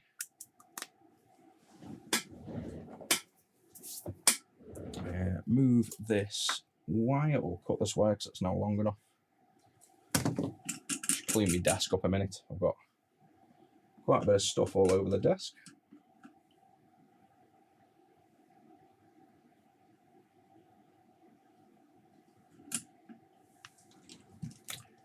Screwdriver out the way, that out the way, cutters out the way, drink out the way. Right, so they're now in place. So you can see if I grab these wires, if you pull hard, you're going to snag them off, but they're basically set in place now. So that means you can focus on these pins. And again, like I say, I wouldn't do this normally. These are perfectly fine solder. When you zoom super close, you can see like, oh, that wire's slightly to the left. This one's slightly diagonal. That one's pretty much bang on. They work. I'm not one that is scared of criticism or people saying the bad joints. I'd happily leave these. But if you wanted to reflow them and make them look super neat, now the wires are tacked in place, you can pretty much just go back over with your iron and the wires shouldn't move. So you can just reflow the pads now without worry, and you can push down a bit and then you can grab your tweezers if you want. So see how that one's moved. It won't move much because the UV cure holds it in here. So you can move this around and, you know, reposition these wires as you want, and you can get them. So see there, that's nicely over. This one then, you could do the same. You could do that. You could also blob a bit of extra solder in to get a nice ball on that connection. So if we went on with some fresh solder on there, you can see you can get like nicer finishes on the legs. And I think the pad underneath this, basically the footprint underneath, is what wants tinning on that one. And this one I think's moved too far out the way, this wire. So I think that's why that one's the one that did look nice. It's kind of the physical wire, it needs moving back into position. So you'd want to take it off, bend it back down, get it in like a nice position and tack it in. And just bear in mind, again, I'm doing this on a delayed stream, so without a microscope. If you were going to try and perfect these little pads, you'd want to use a microscope and no delay to get them nice. But that's all there is to it really on the pads. You can, I don't know if they even look any cleaner really, but there's like, you know, reflowing the pads on. You could just mess with them all day, but at the end of the day, they're no different than the original solder pads, so long as you don't have dry joints. The visual of tacking it on quickly like that versus playing about with it and getting it looking nice and round doesn't matter, basically. And we've even got this chip slightly slanted, to be honest, on the hot air reflow. So let's just reflow them, looking at it super close. The pads are slightly twisted on there. You see they're like slightly out, but that, again, this has all got connection and every pin's solid. So it's stuff like that where I wouldn't waste my time, if you know what I mean. It's like, as long as you know your soldering is solid and, you know, the wires aren't loose, you don't want to be charging the customer to make it look pretty. You want it to be pretty enough that it doesn't look atrocious, but you don't need vanity in soldering. So you can see solid, solid, solid. They aren't going anywhere anytime soon. I'm not against people that want to make it look pretty. Like I say, you can get plenty of people that will make these circuit boards look like art, and it's nice to look at, but I won't want to waste my labour time doing that. It's just, we're expensive enough as it is. So if we spent more time making things look even nicer looking, then it would be charging even more.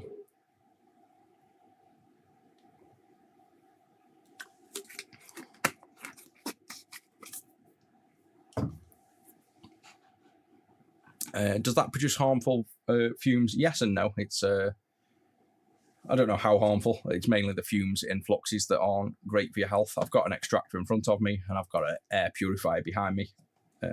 I constantly get told off for not using the fume extractor, but yeah, they aren't good for your health as such. But how bad they are, I don't know. I don't think they'd be ridiculously bad because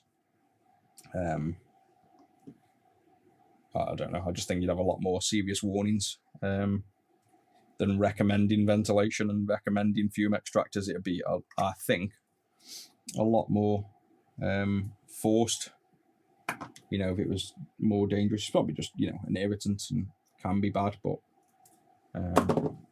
I do, like, if I'm not on stream and I'm doing a lot of soldering or we're doing things, I use the extractor. And like I say, I could do with finding a better extractor, because the fume extractor doesn't work when you're hot airing.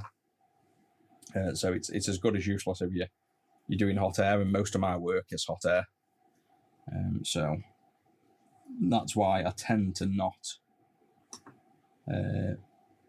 use the extractor, because I'm not used to using hot air, but it only goes on while I'm tinning pads and then goes off again. Right, so that's the wires there. What we'll do with these is we'll group them all together when we're done, make them like a nice straightish line, and then we'll solder them onto these pads now. So I've cut them all to length. So they're basically right near here now. So the ones we pull out, we can see based on length which are which. So you can see the short one there is going to be the red, this one's going to be the blue, and the middle one's going to be the green. So we'll just strip the wire down. We are working on RGB modding a Mega Drive. So we're just installing the CleanRGB first, and then I'm going to make a custom mod for this, so you don't have to do all this wiring. So we're starting to get a lot more into the Mega Drive stuff now. I'm going to make shells for them for the Mega Drive 1, then probably the Mega Drive 2 after. So I'll be doing mods for them. There's a lot of people that say that the mods for the Mega Drive, nearly all of them don't work right. Region switches and DFOs and stuff like that. And I know from personal experience using some, they don't either. So I'm going to make like all the mods for the Mega Drive as well, as part of the making the shells and stuff, so we can get a bit of love for the Mega Drive. So this is just an existing mod you can buy. This is the CleanRGB Universal, which will get working, but I want to make an easier install than this. I want it to be wire free. So I'll show you what happens on the RGB signals when we tune this, because I think we'll have to tweak a resistor on the CleanRGB, because I think, if memory serves, the Mega Drive's initial RGB voltage levels are already too high to attenuate down with the stock CleanRGB. I think it's literally that high, they're that over spec, that we need to just change a resistor, but we'll see that when we get to it. Why won't this stupid little IPA tub work? Up early, yeah, we've been up now for 2 hours. I think I've been on stream about an hour and a half. But yeah, I did get up a little bit early today. But if you're awake, you're awake. Like I said, I didn't actually look at the time. I just came down and then saw the time once I was down.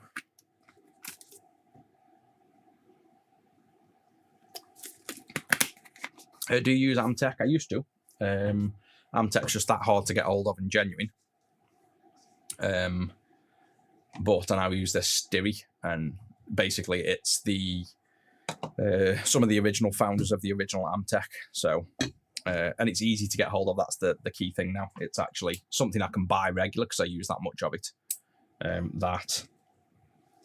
With Amtech, it's always ridiculously hard to buy. They're out of stock in the genuine places. So when you run out, you don't want to be wasting your time hunting for flux. You just want to get on with your job. So what we'll do for the wires, again, we'll make them neat enough that they look clean. So we will get this clear, which I think unfortunately is nearly running out, so it's a bit more of a hassle to use, but we'll get some clear. It's now called 3-second cure mask or something. So this one's an original. They're 3S, so in Chinese that'll say 3-second cure, I'd say. You can get them in various colours. I use clear generally. So get a bit on a cotton wool board, pull the wires to a position you want them to stay in. So we're just basically going for a cleanish look, like almost a single wire. So I'm going to do that, get it looking almost like one wire, blob a little bit over there, and you want it touching the wires and the board, because that's obviously the point of it. You want to tack the wires to the board so they don't move. So a little bit more on, and then we just get the UV curing torch. We'll try and get this to stay together. We don't want it fraying apart. We want it to look almost like one wire. There we go. Put the UV light on, cure it for the compulsory 3 seconds that it recommends. And then that's now tacked in place there. And then we'll do the same further down. So we'll then go a bit further down, position this wire. Again, people that want to be super clean and make this run in like squares and things, I'm just going for the clean enough look. I want it to be tacked in place, not look like messy wires floating everywhere, but good enough for me. These are not screw holes, I believe. One might be, actually. Do the back of there. Yeah, so one's a screw hole from the top, so we want to make sure the screw has enough room to go in, which it does. So we'll push him clean up against this chip, and we'll tack him just at the side of the chip there. And these little bits of UV cure resin that I'm putting down just snap off. So this is like permanent enough, but you can actually just pull them off and it comes off clean. So you don't need to worry too much about where you're tacking this. It just snaps off nice and easy. And then those legs or those remaining wires could just be pulled under the chip to look neat enough. And that's how I generally install enamel wire. Clean enough, all the pads are on, it's tacked there for a bit of strain relief, and then it's just tacked in a nice running place. That's as far as I go with, trying to make the job look clean, because again, I don't want to waste all my time making wires look pretty. I want it to be, it's always nice seeing it, clean. It is definitely a pleasure, but you have to balance that between getting the job done as well. So, what to make of the soldering iron YIHUA? I've just brought it, so again, I've got all the expensive irons. I've got thousands and thousands of pounds worth of irons, but I'm on these super cheap ones now, and they work just as good. So this is a YIHUA 982. It's 50 quid on AliExpress. Comes with 3 iron handles. Use the C245 handle. That's what this one is. And it comes with the tips. So this is everything that comes with it for 50 quid. It's replaced one that was 200 quid. It's just as good as that. And the 200 quid one replaced a Hakko, which was 600 quid. And the Hakko replaced a Walla that was £1,000. And the only one that I'd say is better than all of these is just the Walla. Other than that, the Hakko, the cheap Chinese one, and the super cheap Chinese one all function identically. So luckily now, didn't used to be the case, but soldering irons are that good now. If you get ones with the C245 tips, you don't need to spend money on them anymore. They're just that good. This is literally the cheapest iron I've ever now brought, and it's functioning just as good as the £600 Hakko in every way. So there's one of them things that you can now, luckily, not spend your money on too much. Whereas things like oscilloscopes, you still have to spend a bit of money on to get good. So we've done the outputs. We just got to do the inputs. We just got to do the outputs now, and ground and 5 volts. So with the ground and 5 volts, you have ground, and then you've got 5 volts, and you've got this pin called greater than 5 volts. Now, the greater than 5 volts has a built-in regulator here that regulates the voltage, so that all these circuitry for the voltage is very specific and regulates to an exact voltage. If you go to the 5 volts and you only put in, if you go to the greater than 5 volts and you only put in 5 volts in, you'll end up with like 4 point something volts. So what we need to check really is what voltage comes out of these pins, effectively what's now going into here. If it's above 4 volts, we need to go into the 5 volt pin to get the full range. But the downside with that is if the power brick that's powering this console or the regulator here changes the voltage slightly, then the RGB will marginally change with it. So probably nobody is going to notice, but for absolute perfectionists, if you want that RGB voltage to stay rock solid at the exact amount, then that's what you want to make sure, that you go through the greater than 5 volts and you input less than 4.5 volts in here. So I think it's time for the scope first to have a look at what's going on before we do them other wires. Yeah, I checked the C210 tip.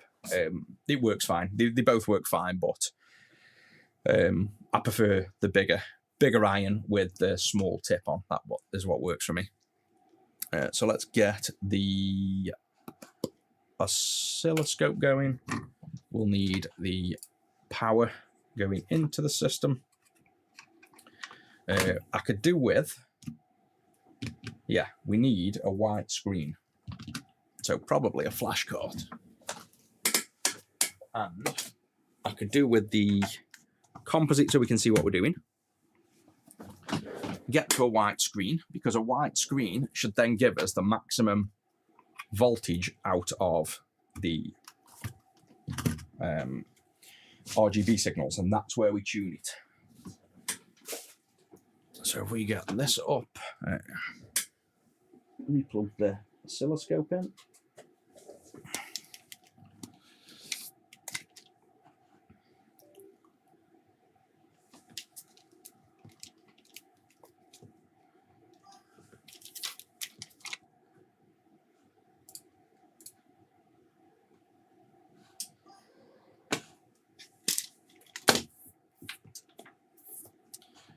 Move this scope over, set it up to 10 times, set the speed up, and overlay the scope on screen. Well, actually, let's overlay the composite on screen first. No, I did that right the first time. Power in, AV in, power on, flash cart in.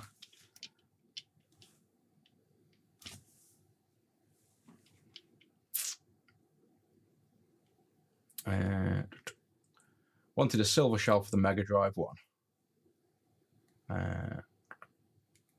Missed that message. The shell we'll be making will be...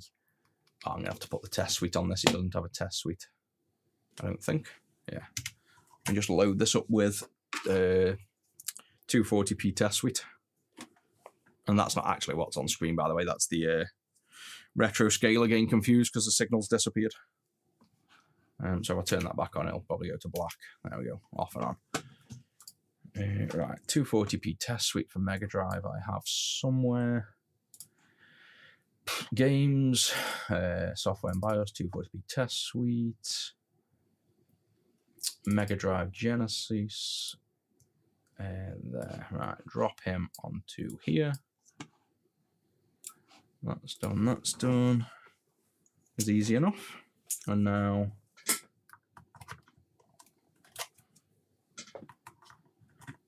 that's back in, that's back on, and we should be able to get the test suite.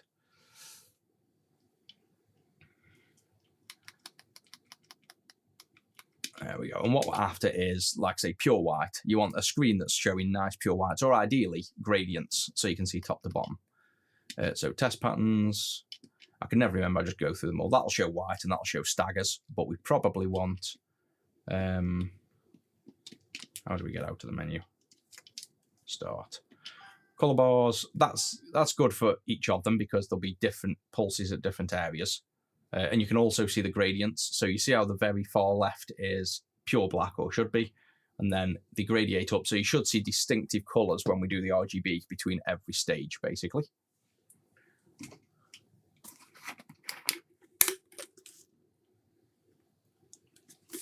So now, if we know we're in that screen, we can switch over to the oscilloscope, and we want to probe. I just want to see where we're at, basically, first.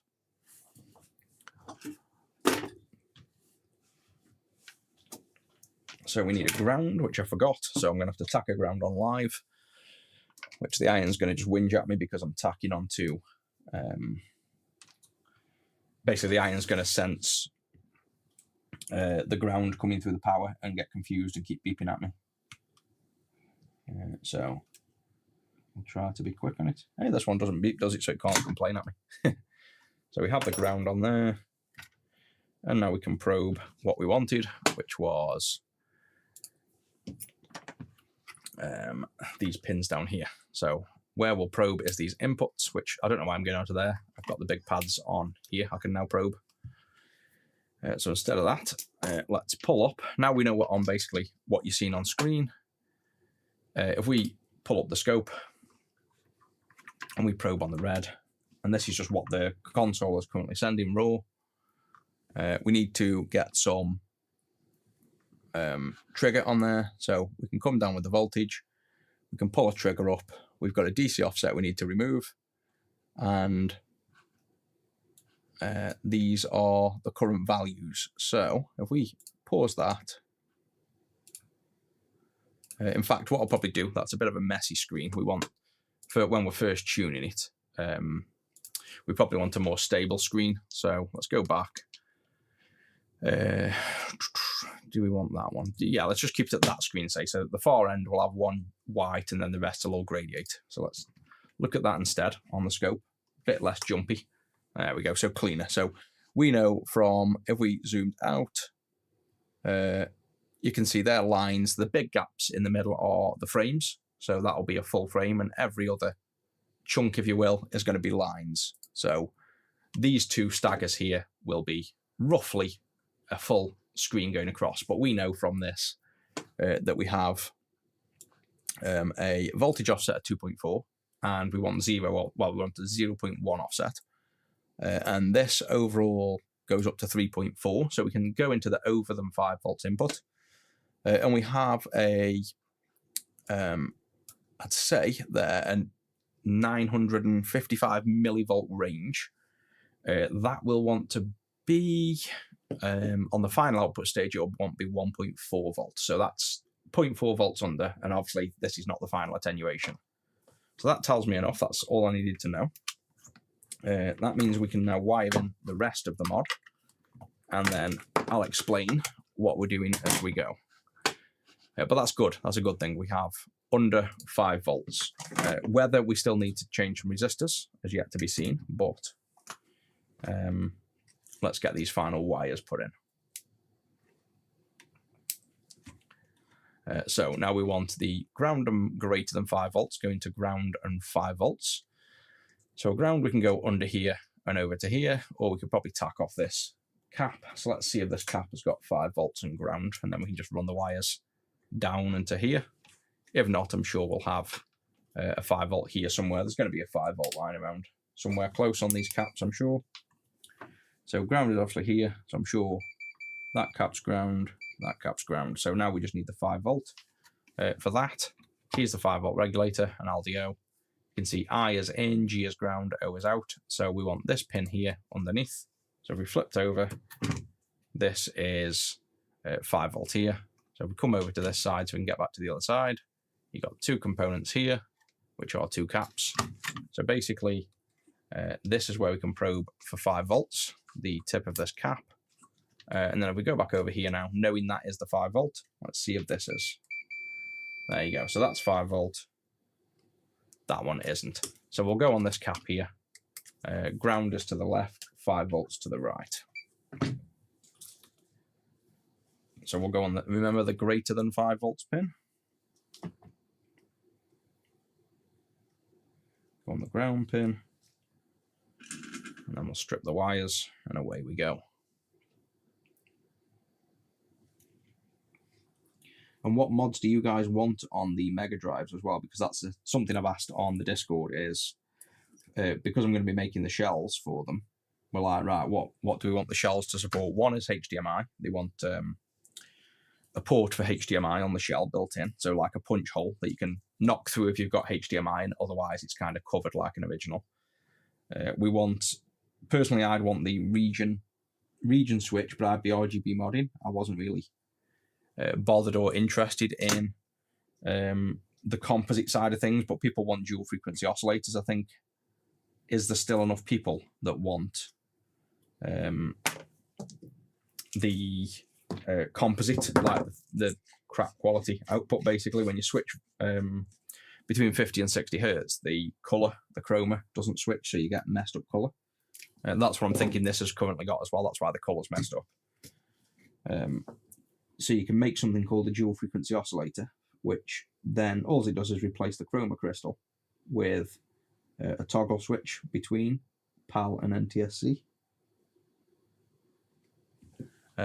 So you get the correct color on composite. I can make that as well. It's just something I wasn't going to make. But we've got a region switch, in-game reset through your controller. There's another thing people want. Obviously, the CleanRGB I'm doing. I'm going to do a clean amp as well, so it improves the audio. Because again, the audio levels are probably not perfect on these things. That's ground, you idiot. That's the 5 volts. But yeah, if there's any mods you want on the Mega Drive, either jump on the Discord and go in the Mega Drive section and just, like, you know, leave your notes about what you're thinking you're wanting, because I'm going to start actively doing some mods for these Mega Drives soon. And the debate is, do I do like one mega mod that just, because I think most people on the Mega Drive scene seem to want everything. They don't want just like, oh, well, I'll just get CleanRGB, or I just want an in-game reset. They tend to want, if they want something, they want to do everything. They want the video, the audio, the jailbar fixing, the region switching. You know, it's like all or nothing kind of thing. So I'm semi-tempted to make like an Uber mod for it, but it's not that good if you just wanted a granular mod and then you're paying all the money for a more complicated mod. So I'd have to get some more feedback. Like I say, I haven't done that much in the scene, basically, to like in the Mega Drive scene, to see what people want. So that's what I'm starting to slowly do now, is get onto these Mega Drives.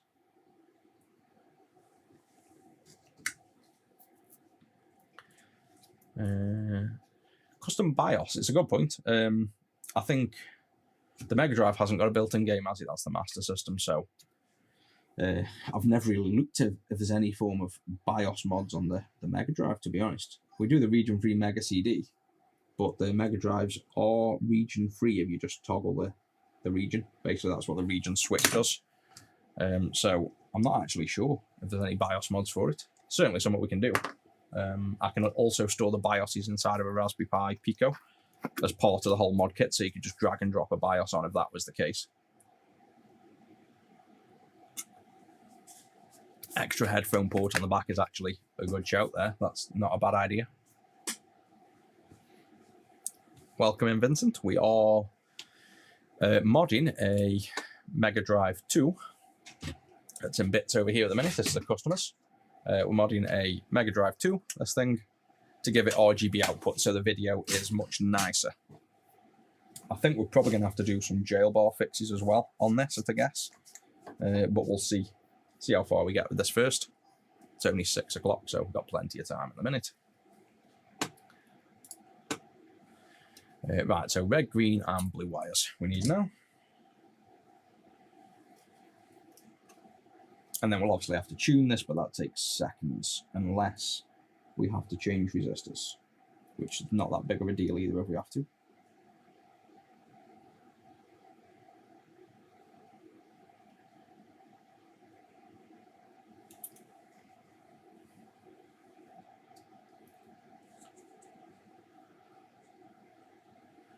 Yeah, we're going like old school Xbox OG mods. An LCD like the Executor mods. I could do an e-paper so it doesn't drain battery and it stays on, but then there's no point really, because it's only useful if it's on. I could go with the extremes as well and even read what games are in. Read the headers of the data as it turns on and tell you what game's running, but I think that's more of a gimmick than a useful feature. We'll cut this just roughly to length for now, and then bend them into place and cut them after.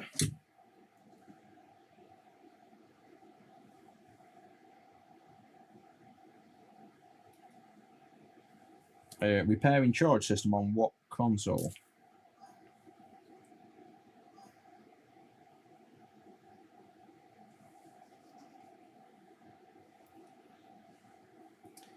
Shell color for the Mega Drives. I'm thinking it's expensive, so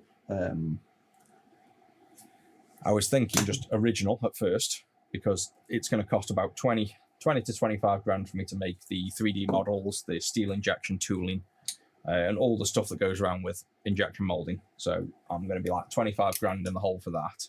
Then the shell runs I only run in thousands because I use major OEM factories. So it will be a minimum of 1,000 shells, which is a lot of large shells, like where the hell am I going to store them kind of thing. So I was thinking of just one colour, and originally I was going to go with original, but there's quite a lot of people that said it's like split between original or clear black, because people that are doing mods apparently like to see inside the consoles as well. So I'm torn between using original black, so it's literally a new original shell, and the clear black. We could do both, but we'd have to sell a lot or get a lot of interest. And I'm not one for doing things like Kickstarters and patrons and all that crap. I just make the products and they sell. So we could pre-sell and be safe and all that lot, but I don't tend to do that.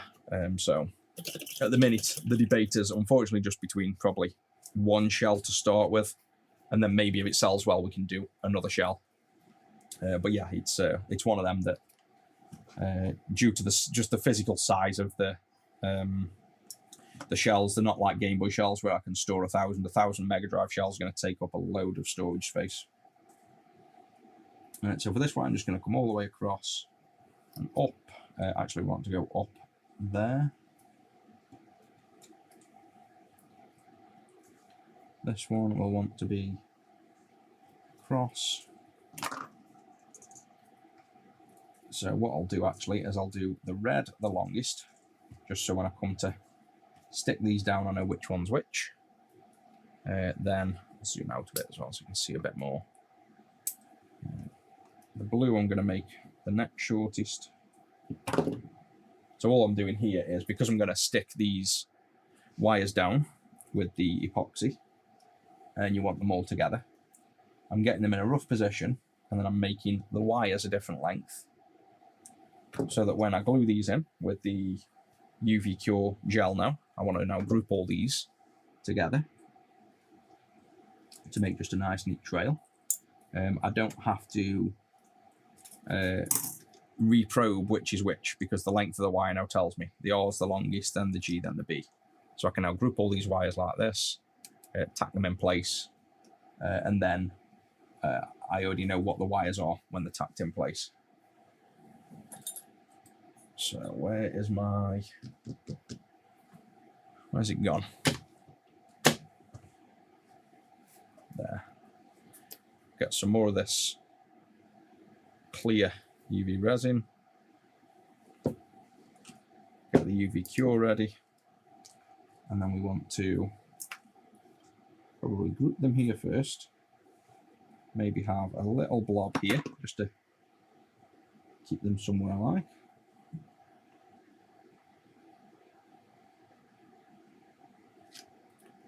So that's just going to hold the wires there. Now we can pull these over.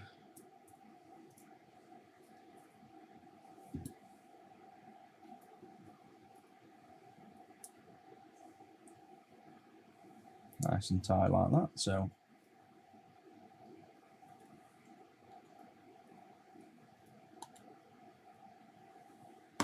they stay like that. We should have been born with 3 hands as well. Why we haven't evolved to 3 hands yet is beyond me. Definite requirement. A little bit of UV Cure there.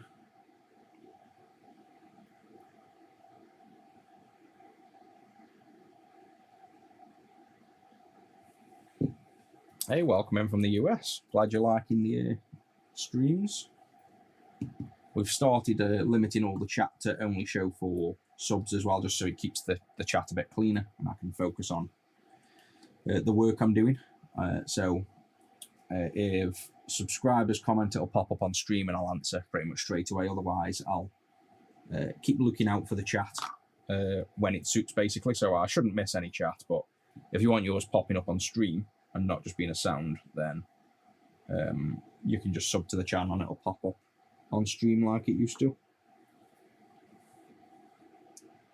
Now, that's all the wires tacked in place. You start early. We've been on for 2 hours now. So this is actually getting late now. Right, so there's the wires tacked in. And what we've got to do is bend them back into this chip for the final stage and cut to size.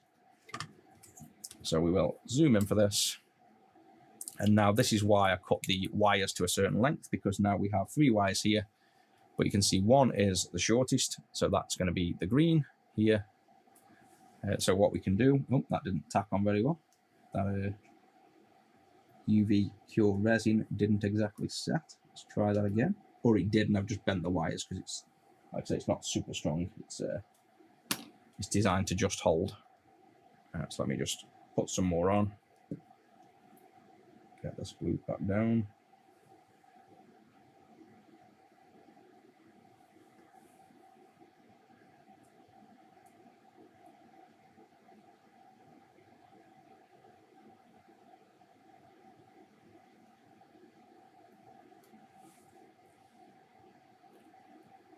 So this is now 20-second set, not 3-second set. There we go.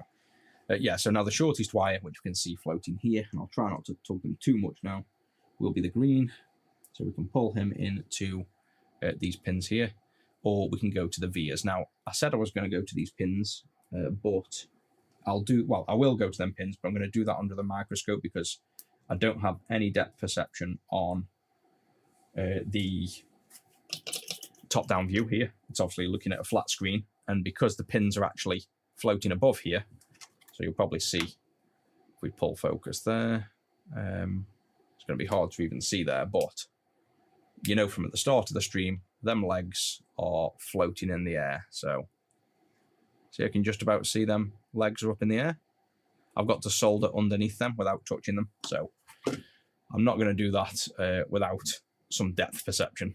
So I'm going to jump over to this view, and you can see the state of this desk at the minute in between all the jobs.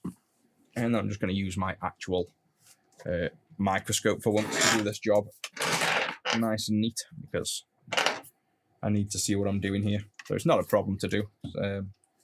We can do this no problem, but I do need to see what I'm doing. So that's there. Oh yeah, you forget how easy it is to solder when you've got a microscope. I've got that used to using the stream window. You forget how nice you can make stuff look if you're looking properly, and how easy it is to see where the wire is. I can actually get, well, I do have a thing on top of here as well. So if I zoom this up and zoom out a bit, I guess you're kind of looking at nothing there. I do actually have this thing on top for HDMI, but the quality of this compared to the overhead camera is that bad that I just don't use it, because then I'd be able to use the scope and you guys could see what I'm looking at. But until I find a better quality one, I'd probably want to put, at the extreme, I could put a Blackmagic camera hanging off the top of there, but the weight of it, like, it's too heavy for the microscope. But yeah, I could do with finding a decent microscope optics on top. So you could actually, I could then use the scope, because it does help a lot to make some joints easier to do. But to be honest, like I say, I've kind of learned a skill now to solder on stream without a microscope, and with what's got to be almost a half-second delay between my hand moving and it's actually doing something. So new skill learned anyway. And the delay today is crazy. I'm sure the delay is like close to a second on stream, so it's extra difficult to do. I don't know how I haven't melted this AV port as well. Every time I'm looking under the microscope and then I see to the right of me that DC jack rather. I'm amazed I haven't clipped it.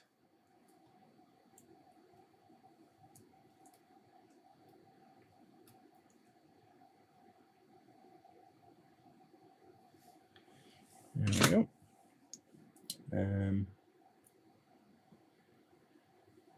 Yeah, it's mainly the problem with the scope is the weight of the equipment that goes on top. Oh, you know what I could use maybe? Oh, I know what I can use. Like another £1,000 though. A Blackmagic Micro. I forgot all about them. Because you're going to need something with a CCD sensor on. So like a SLR type camera or a Blackmagic. But the Micro's tiny. And then I could probably adapt this bracket somehow to fit it. But the biggest issues you have with these microscope adapters up here is this has got to be crazy accurate up and down. So you've got to be really accurate within like 0.5 millimeter up and down because that's your focus. And then the tilt and position centrally all have to line up. Otherwise, you don't get the image out. So it would have to be, I don't even know what it'd have to be. It'd have to be either in like really good luck that it fits or a custom CNC'd metal part probably to make it work. I've spent so many hours trying to get good. Well, even just the apparently existing working HDMI things that go on top of microscopes even working because they have so much fringing that it's a pain in the arse. So I can imagine doing a custom Blackmagic one being even worse. But it would be cool. A Blackmagic HDMI microscope view would be insane because then I could work properly and like I say, you guys could see the same level of detail, whereas at the minute the top-down camera's that good, it beats the microscope, so it just isn't worth it. So I can show you. We've got it hooked up. I can show you the difference. And then you can actually have both on screen at the same time. So if I get this HDMI cable, wing it through here, take it out of there, pull it up here. This is why I didn't do it last time. I need a 5 or 12 volt plug, but is the Mega Drive one the right plug? I think maybe. No, it doesn't quite fit, does it? Let's see if I've got 1 minute. I think we might. Might be in luck here. This fits, and I can show you how shit this is. Yes, there we go. And this is one of the high-end ones. This is like, well, I say high-end. I've tried many of them. This is one of the best ones. What view are we on? That one, maybe? Yeah, there we go. So this will kick in. And then there's your quality. So obviously we can focus. So let's try and pull focus somewhere. So that, I mean, it's not that bad. But if you put that up on, say, full screen, it's actually not that bad. So this is my actual microscope. I haven't cleaned this area yet. Yeah, I remember it being worse than this. But the problem there is, that's, yeah, so there we go. As soon as you get some flux or things on, spray some flux on. Look at like the aberrations on the lens that you start getting and like glows and things. So it looks all right, but I can tell, you know, like traces it shows off good. But then, I don't know. I don't know that you can tell by eye, but to me, it's a little bit strange. So that's that one. And then if we go to the overhead instead, and just unplug that a minute, move that out of the way, and then go to max zoom on here. Just see how like clearer that is, like zooming in this, so this is like microscope level, you get a bit of blur because that's a digital zoom. But the overall visual there is more like my eye. So to be honest, the scope one isn't that bad. I might wire it up so it's an option. But, you know, that's there. And then we bring this back over, plug the HDMI in, go back to HDMI. This is my live microscope view. So, yeah, I don't think it's that bad. And you can zoom in even more, obviously, on a microscope as well. So we can get crazy levels of zoom. But does it work on? Yeah, so my that's also my polarizer light that I can use to, when you want to see labels, you can kind of tweak the polarizer light. So to be honest, it's not that bad. I remember it being worse. So what do you guys think? You think we should actually use like when I need the microscope, do you think I should show you guys this view while I'm working away? And then I could make a view specific for the microscope, so you can still see me on this top camera, say, and the microscope on the bottom. It's an option. I've got all the inputs I need. But I could have sworn that was worse when I last tested it. That doesn't seem too bad.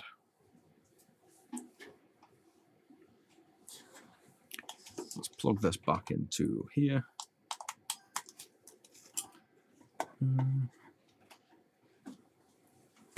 It's out of the way again. Can't wait to get this desk a bit cleaner in a minute. In fact, I might clean it now because we're getting a bit crazy on the old desk again.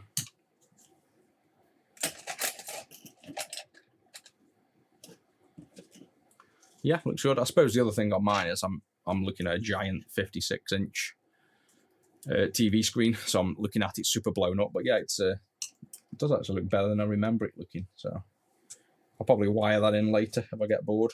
And then we've got just another viewing angle. Because some things, like say, you see me where I just say I've got to use the scope. There's no real choice. I need the depth perception. Plus, then I can also do a bit cleaner job on some of the work, because I'll sacrifice the quality of the job for you guys being able to see what I'm doing. Whereas if I know I can just put the microscope on, I'll probably use it a lot more. I always used to use it until streaming, and then I just had to get used to not using it. So I think, did we wire everything in? RGB. Yep, so top down, zoom out, zoom out. There we go.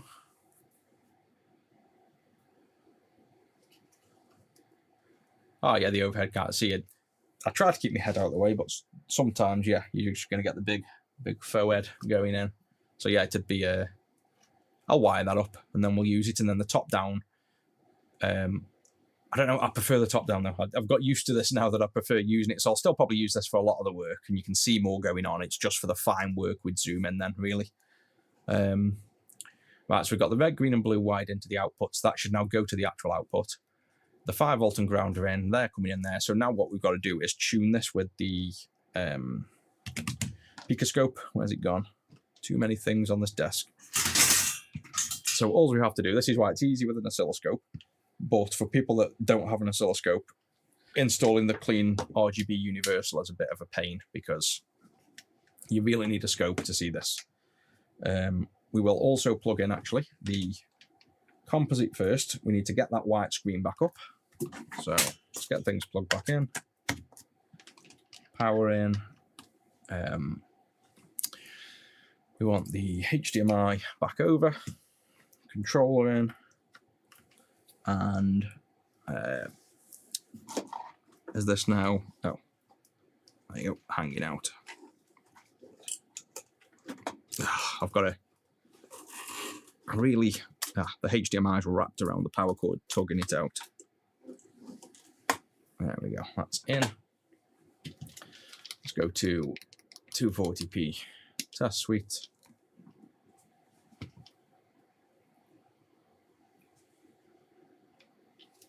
Test patterns.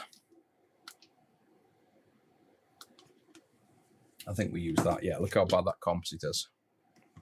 I might have to fix that composite, because that's I can try it in my CRT actually. Let's just check in the real CRT what we're looking at.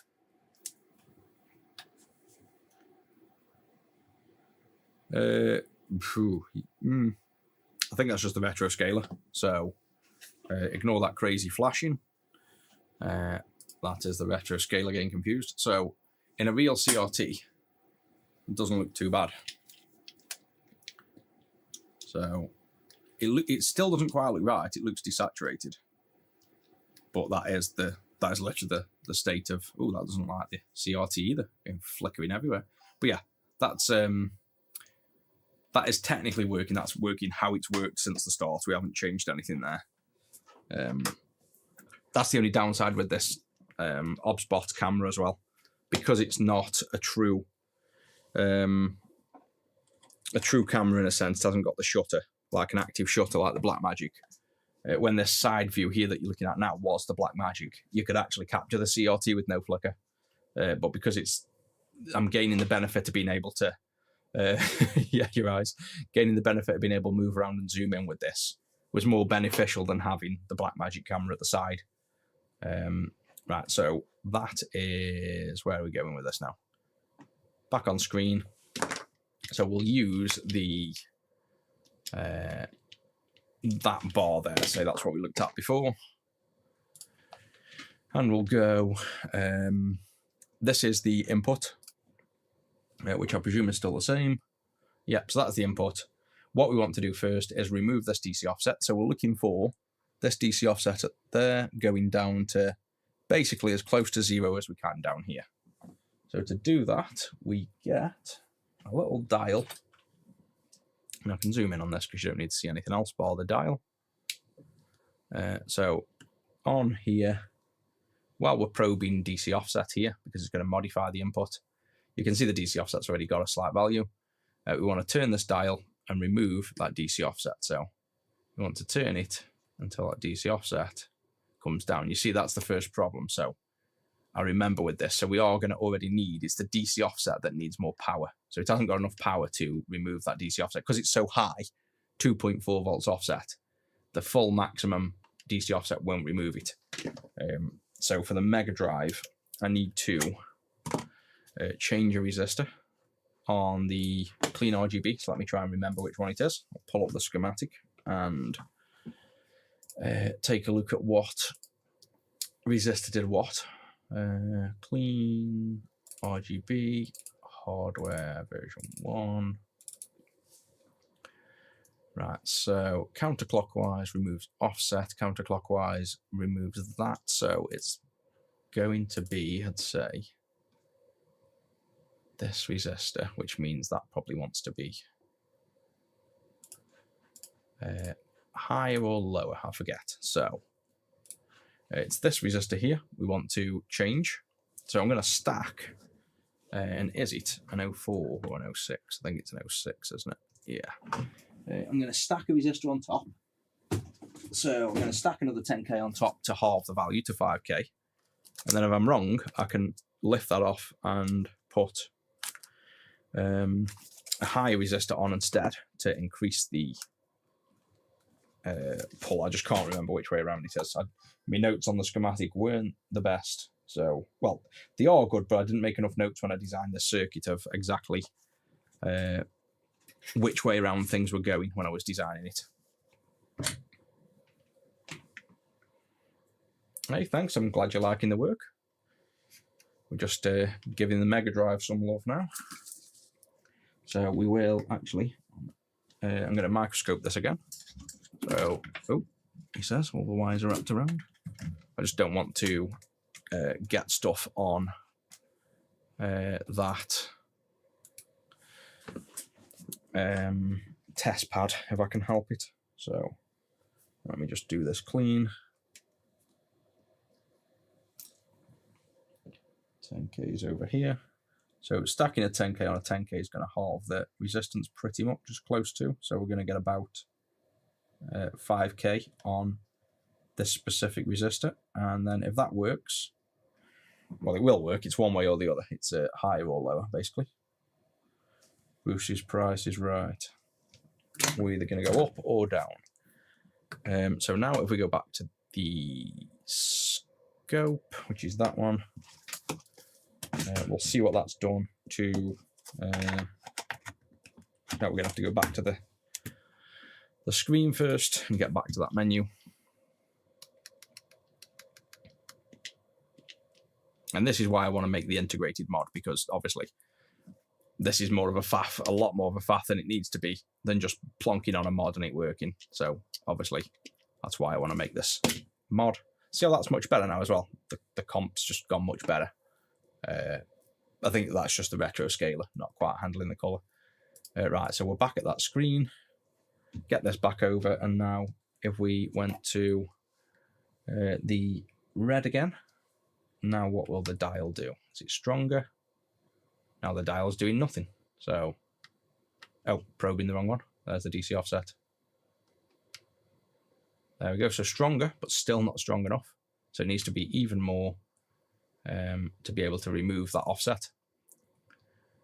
Which is obviously the way this works is that's how I want it working. I don't want it being a capacitor-driven offset removal. I want to specifically remove this. So I'm going to change that down, considering it needs to be quite high. I'm going to do a 3.3K, a 3K resistor. So I'm going to swipe that existing one off, and I'm going to put a 3K on, and then that should give us enough draw to be able to remove that DC offset fully.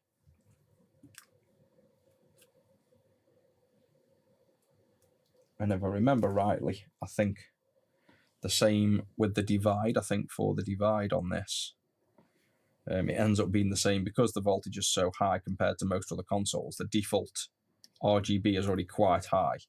We could, instead of altering the CleanRGB, we could just alter that voltage divider on the Mega Drive.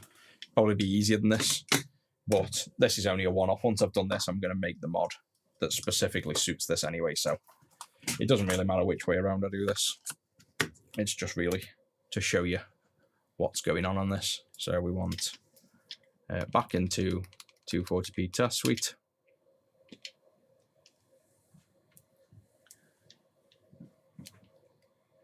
Yeah, funnily enough, I used to be in the States, had a business over there. I never lived over there, but used to be over there all the time. We do have a guy that now does our Retro6 US website. So we have a retro6.us website, and we work closely with a guy, Crossface Gaming. He runs another TikTok. We trust him with literally our brand name over there, so that's how much we trust him. So if you wanted work doing, you can literally book it in on retro6.us. And I would fully trust him with your retro consoles and stuff. He's a great guy, honest, good at what he does, and I work with him if he needs assistance or I need assistance. We always talk to each other as well, so works out really well for us and the customers. So now we have, hopefully, there we go. So we've got enough power now with the 3. So we turn it back up, you can see there's the range now. So we want to bring it down, and we want it to just hit that 0. You don't want to go past, otherwise you're going to remove some colour. Like at the low end, you'll lose the low end. So that's fine on that. So now we need to do that on the other 2, so that they all have that pull. So we'll go back to this one a minute while I chuck the 3K resistors on. And then I can use this. I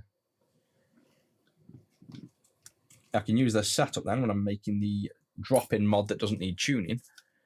I can use all these values as part of it when I make the. I'm going to make a mod so this just drops in, no wires, flex circuit, pre-configured, perfect for RGB.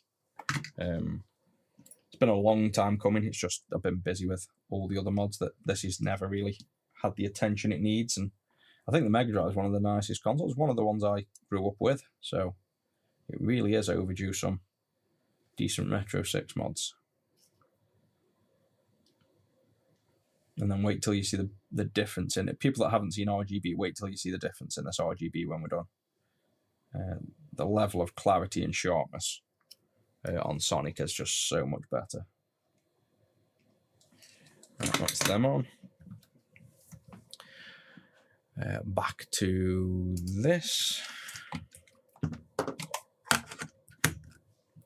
Turn on. Nearly there now, and then this will just plug in and work when we're done. And it's still not even 7 o'clock.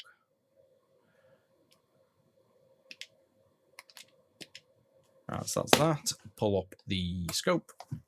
Get these all tuned in for the DC offsets. That one's still fine. And you can see if I do this as well, just so we know where the top level is on the red. They should all, in theory now, end up falling between that line. That should be how this works. There we go. And then the blue. Realise you guys can't see where I'm probing there. And then on the blue, we turn that down as well. There we go. So that's the DC offset removed. And now all there is, you've got a divide and a gain, but you don't need either of them. You go straight to the finishing point here. So what you need now for perfect RGB is this red pad here. This wants to be 1.6 volts. So what you'll see firstly is, notice this bottom now has gone from ground, where it was, and it's come up to exactly 0.2. So if I pull that up on screen fully, you see how it's got the 0.2 offsets. That's because that's what you want. That's called sync tip restoration.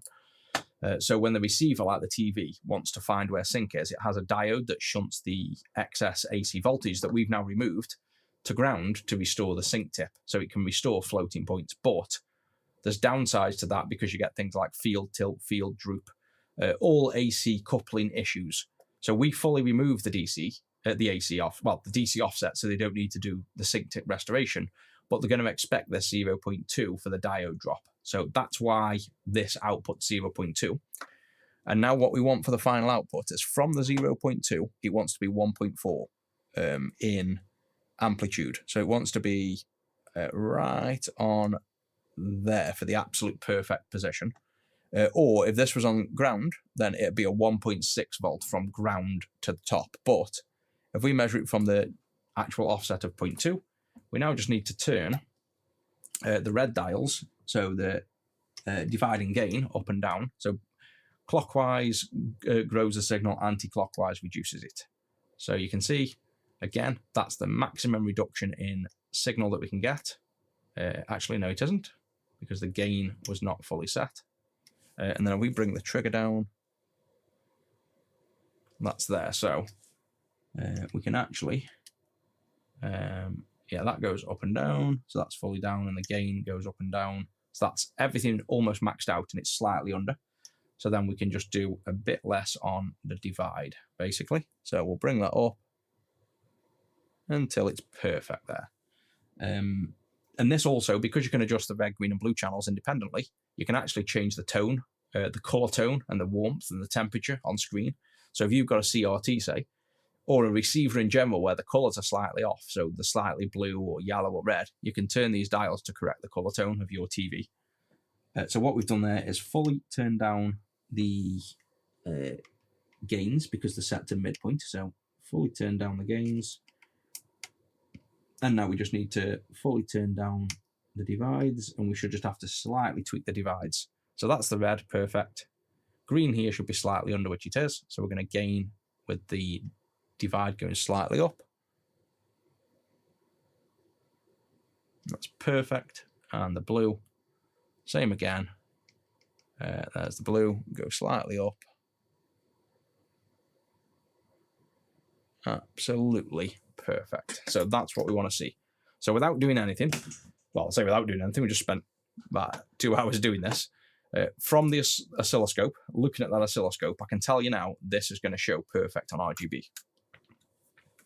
So we can just plug in an RGB cable now and see what happens with Sonic. The only thing we might get now is, because the signal's so clean and sharp, and because of potential design flaws in the Mega Drives, we might get jail bars. So some horizontal or vertical lines or patterns, which is another fix, nothing to do with the RGB. That would be cleaning up the circuit board layout, basically.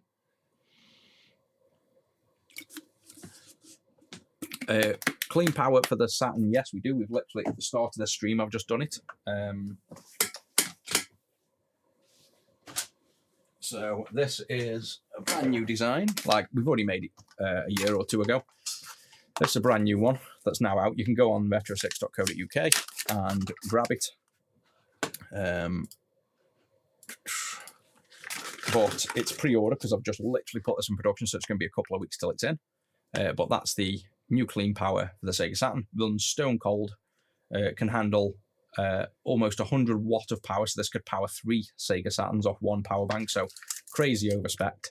Comes with everything you need, both a white and a black bracket for both colour consoles. And yeah, that's on. It's a new super low price as well, so we're also the cheapest USB-C power mod for the Saturn and the Dreamcast as well. HDMI I've not done yet. We do clean RGB, so this thing we're doing right now for the Mega Drive. This is the same for the Saturn. You can use the same mod. So then you can get the CleanRGB out of there through anything like an OSSC to get HDMI. So at the minute, the HDMI is you CleanRGB mod the console, and then you have HDMI afterwards, which, to be honest, I think is the better way anyway, because then you can still use RGB, and you can upscale to HDMI, and you can also split out, so you could play on a real monitor if you're going to say stream as well. You can play on a real monitor with RGB and have the HDMI from the OSSC go into your stream. So there's that. I'm going to leave bits out for now in case we need to still tune or probe this, like if we've got any issues with jail bars. But let's now see where we've got with this. So I've got also, this is the first, funnily enough, the first prototype of the CleanRGB cable for the Mega Drive 2. Made it a while ago. So these are all made, again, I've designed all the circuits, so there's a circuit board in here.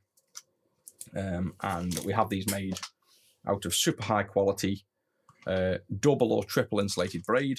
So you've got an outside shield, every single pair inside is shielded, and then every single wire inside that is shielded as well. So there's a lot of shielding in here, basically, to give you the cleanest signal. But if this works on here now, I'll get these Mega Drive 2 RGB cables made, mass-produced, and I'm probably going to then, well, I will then make the drop-in CleanRGB mod for this. So instead of doing all this wiring, you've seen how much work this is, I'm going to make a drop-in mod for the Mega Drive, so the CleanRGB, you guys don't have to mess with like this. You're just going to solder in a few blobs on a flex ribbon and be done with it. So we turn that on. That's the OSSC. I've got so many wires out here, so I can't wait to clean this desk up. Let's pull this over the top. Right, and tap on that. Turn on. A moment of truth. What do we see? And I don't know whether I've got this OSSC turned down, or if we mentioned the last time the capture is off. Yeah, that's miles off on something.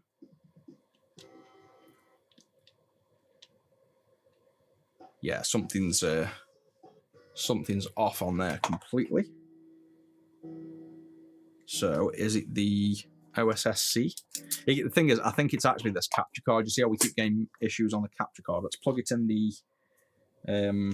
actual CRT first. Let's see if it's outputting okay on that, and then I can always scope it as well. But on the scope, we know the signal's good, basically. So restart that. And let's see on here.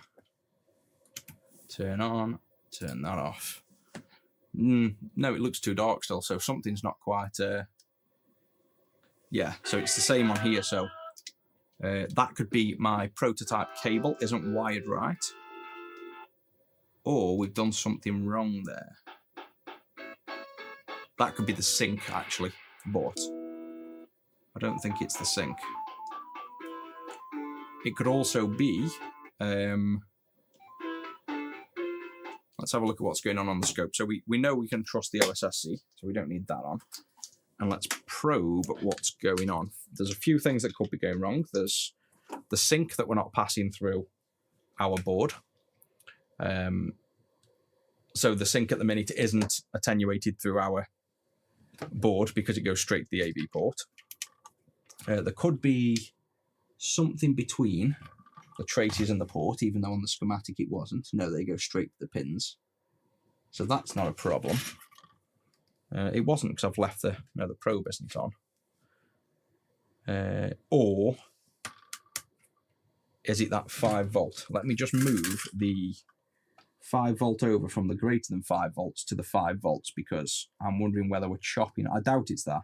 I've got a feeling it's more likely going to be that sync we need to fix. Yeah, but let's just move this over a minute to see where we're at. But I'm going to suspect it's the sync signal because that's the only thing we're not passing through the CleanRGB, and I think we'll have to because it needs to be all cleaned up by the looks of it. So that's on there. Turn on. And I doubt this is going to change much. So that's then, yeah, going off the 5 volt now, it's changed the voltages, so we're not even seeing anything. Let's have a look on the scope. Scope's that one. That's not the scope. Oh, yeah, it is the scope. It's just minimized. Where's the scope? There we go. So the input's still there. The output is gone because the DC offset has now gone too far. So let's, just out of curiosity, let's tune this back now with the DC offset.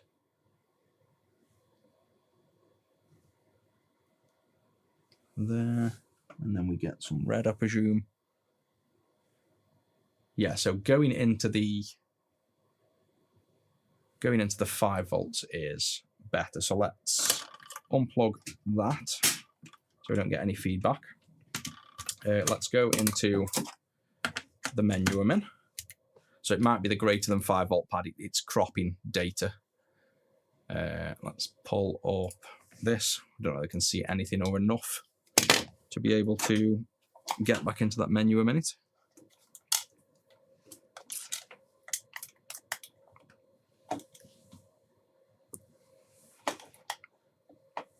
It's there. We have back to the crappy composite a minute. So we can get to that menu, and I'm just going to tune it now based on the 5 volt, not the greater than 5 volt. And then we'll see what that does. So that's that. And then we now want to pull up the scope, go on the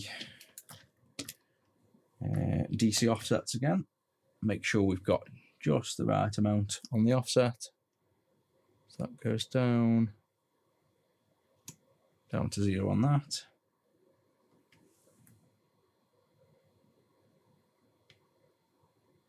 Down to 0 on that. It's interesting how much using the separate regulated output has changed that.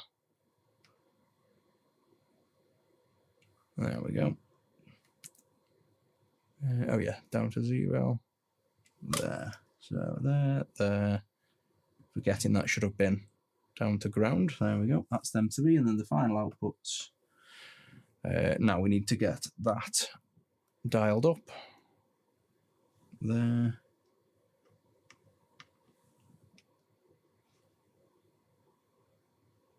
There.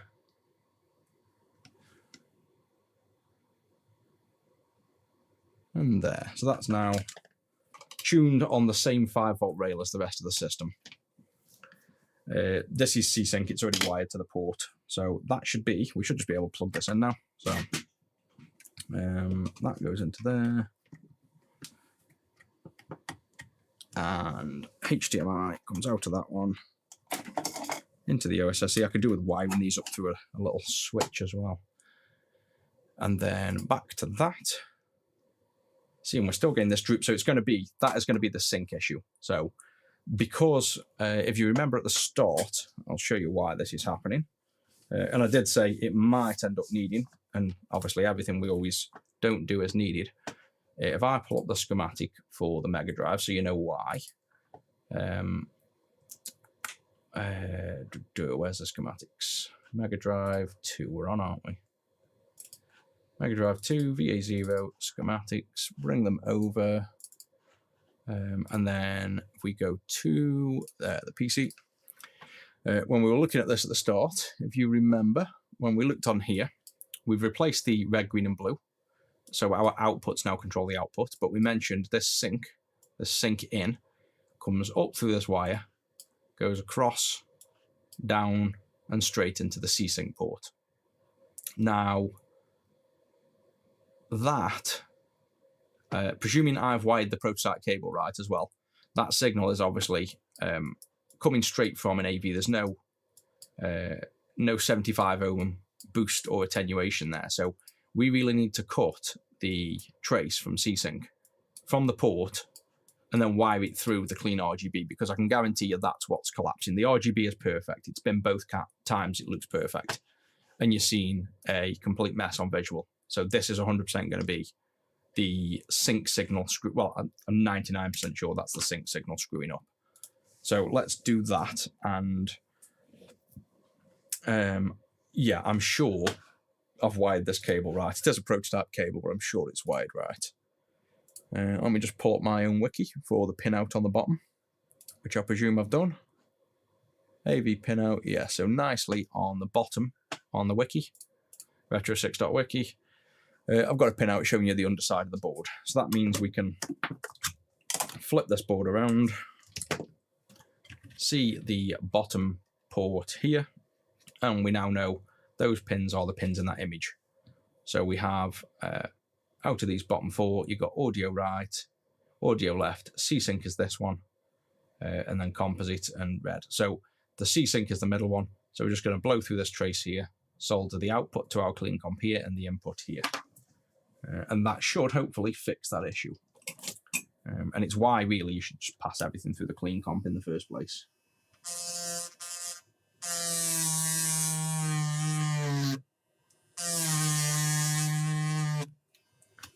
And I think that's through.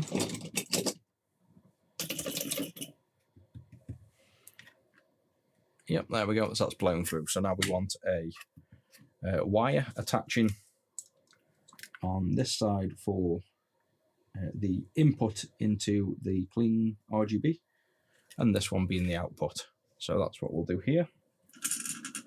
And then you shouldn't have to tune the sync. It's very rare you have to tune the sync because it accepts, almost every receiver accepts the sync value anywhere from 0.6 volt. Well, to be honest, they even accept it to 0.3 sometimes, but 0.6 volts up to 5 volts, everything tolerates that on the sync pin from what I've found. So you rarely need to tune the sync pin.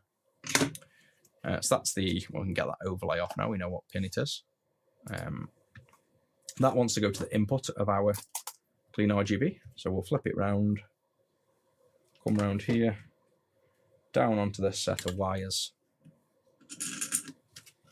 over here. And then we will just tap in to this, go along, up and over. So zoom out a bit, you're not really getting any view there being that zoomed in.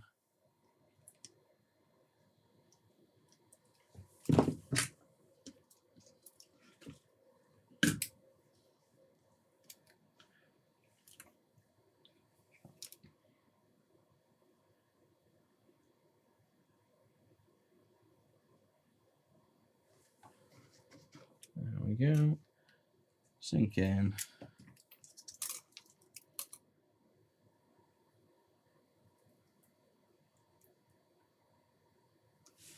That's on there, and then we can tack that in afterwards. And now the output, we might as well go from here and back down. So sync output.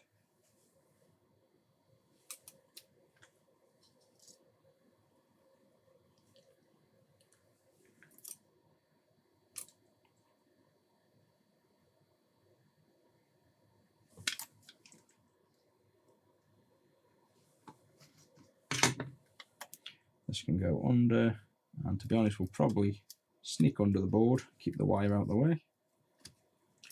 Go up through there.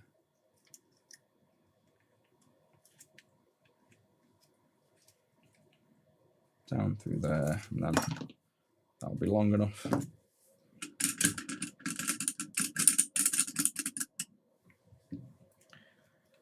To flip it over.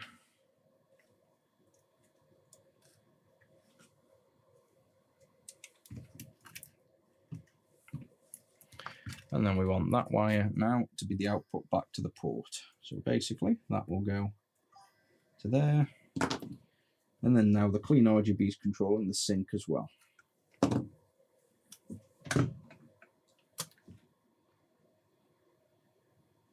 And hopefully, if that doesn't work, I'm a bit confused if that doesn't work, to be honest, but this should work fine now.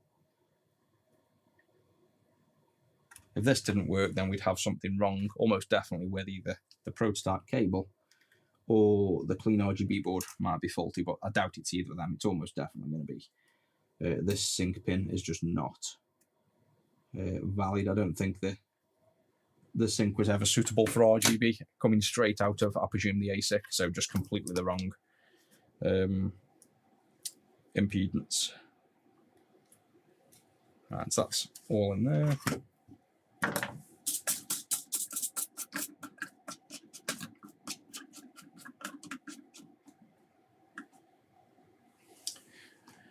Yeah, that's the wiki was written before Endgame come out.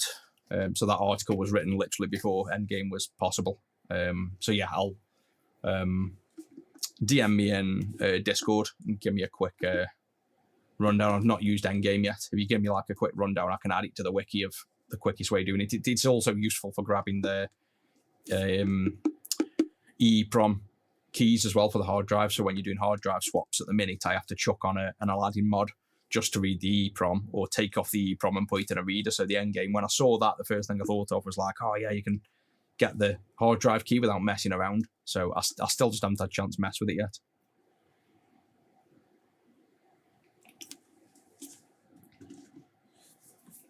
Right, so that's all on.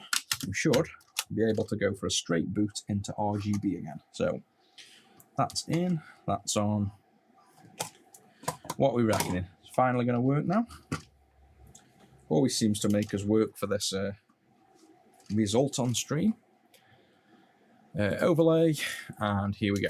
We better hope it's working, otherwise I don't know. There you go, look at that, nice bright white. Get in, there you go. That's what you call clean RGB. So let's play some Sonic. Oh, look at that. Tell me that is not better than composite. Just look at that.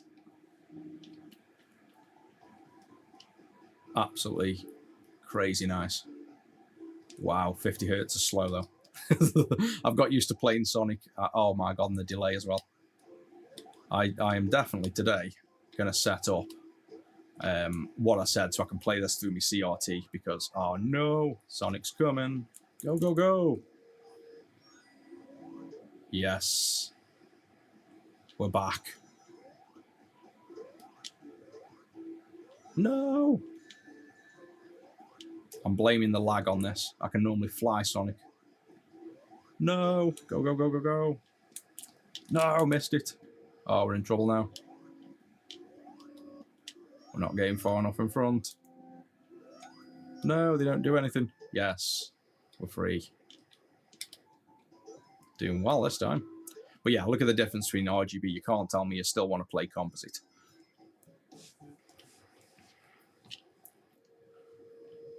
See, this is why when I'm mentioning I'm going to do the mods for the Mega Drive, do we really want DFO and dual frequency oscillator for composite? Why would you not just want RGB? No, I wasn't paying attention, shit. We're done. No, I got to the end as well.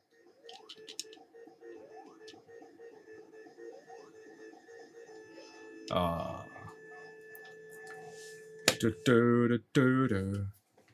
That's working. Let's chuck in the flash card. See what games we've got on there. Yeah, just look at that clean, pure white. It's nice. Any games preferences?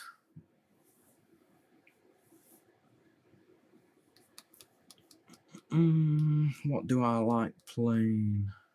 See, Golden Axe is cool. Mega Drive Europe's got to be ours.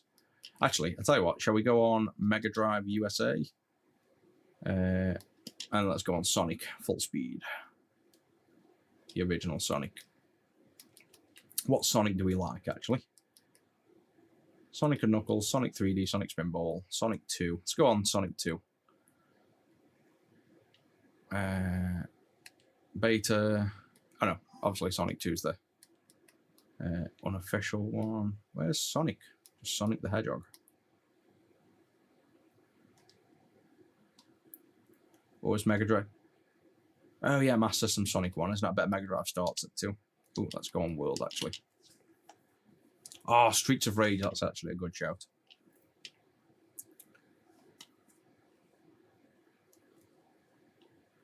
Right, I can probably put this back on normal size, maybe.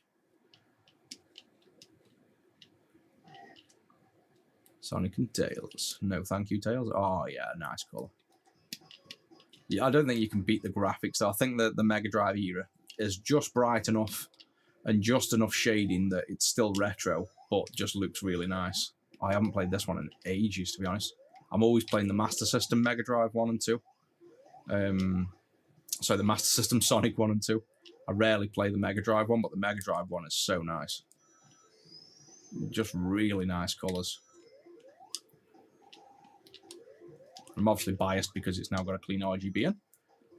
And this is actually the prototype Mega Drive 2 CleanRGB cable. So this is the first time I've ever tested the Mega Drive 2 through our SCART cable. And I'm impressed with that. It's nice and clean. Not doing too bad with the lag either, to be honest, because there's a pretty crazy lag on here. Ooh, secret. Has the Mega Drive one still got like the Chaos Emeralds that you collect on every level? I can't even remember which one had the Chaos Emeralds. There's that many Sonics. I just remember finding one as a kid, and I could never find any more, and I couldn't believe when I found, like, it just felt like a proper cool secret to find, like, the Chaos Emerald.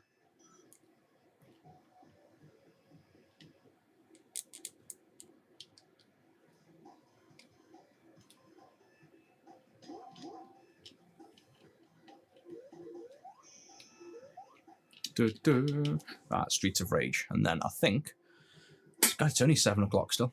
Nobody's up. And it's Sunday. This is why I hate Sundays. You can get up early, work loads, do stuff. I still can't even go for a coffee. Nowhere's open. The missus will still be in bed. It's like, what? I'll go clean the car or something. Right then. Mega Drive, Streets of Rage. Hang on, they're in order. Alameno, PQRS. Yeah, that's actually the right one. And I don't think, if we go on full screen, I don't think there's any jail bars on this at all. I think this is actually completely clean. So this is a VA0 Mega Drive 2. I was expecting we'd get some banding or something. This is, I mean, look close. No, the only noise we've got is off the cheap power supply.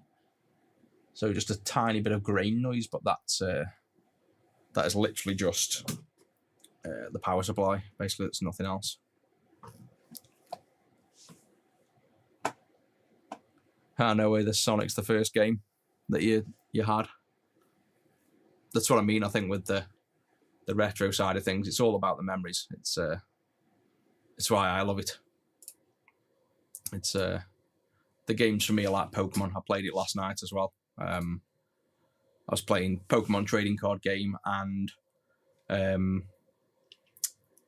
Pokemon Emerald, but the memories for me are like the Pokemon Yellow and Pokemon trading card game. I can play them over and over, and even though they're just basic, simple games, I think if you've got memories, nothing beats that. I think the pleasure comes from the fact you remember as a kid how fun they were.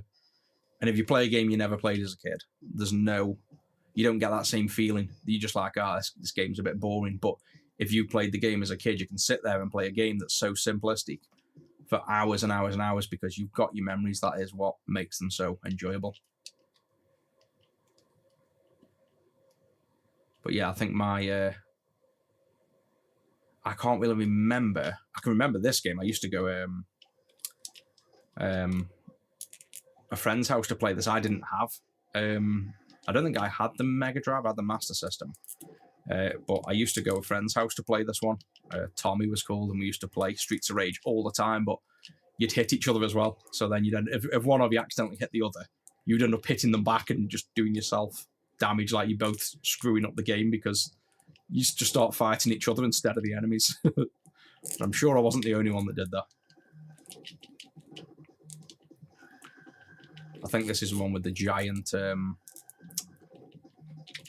bosses, isn't it, as well, Streets of Rage 3. You get like the juggler and stuff. Oh yeah, remember this.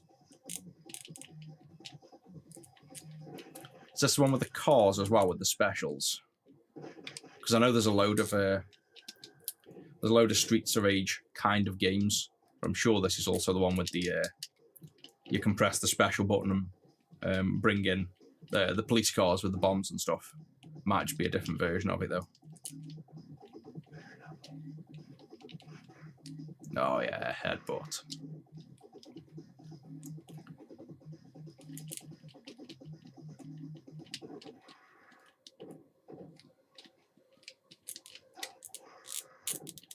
Oh yeah, so actually while we're here, let's let's look at this image closely. Let's check if there is any. Yeah, there's absolutely no jail bars. That slight noise throughout the image, that's the power supply noise. That's nothing to do with the output. So we're just looking for if there's anything other than that slight little bit of speckles. So see in the bottom left there, the kind of grey with all the dots running through, that's the power supply. That's the power supply I'm using. So that's not noise on the actual RGB. I think the RGB is clean as.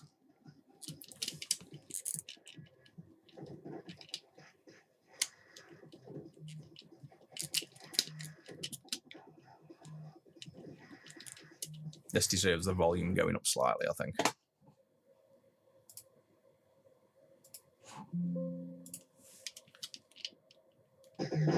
There we go. Ah, yeah, Streets of Rage 1. I bet that's mega. That'll be Master System as well, won't it? I bet that's why I'm used to playing that one.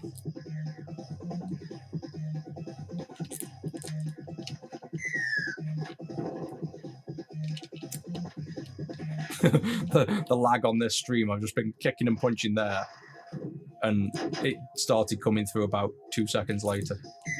Come on, get from behind the box, you. Yes.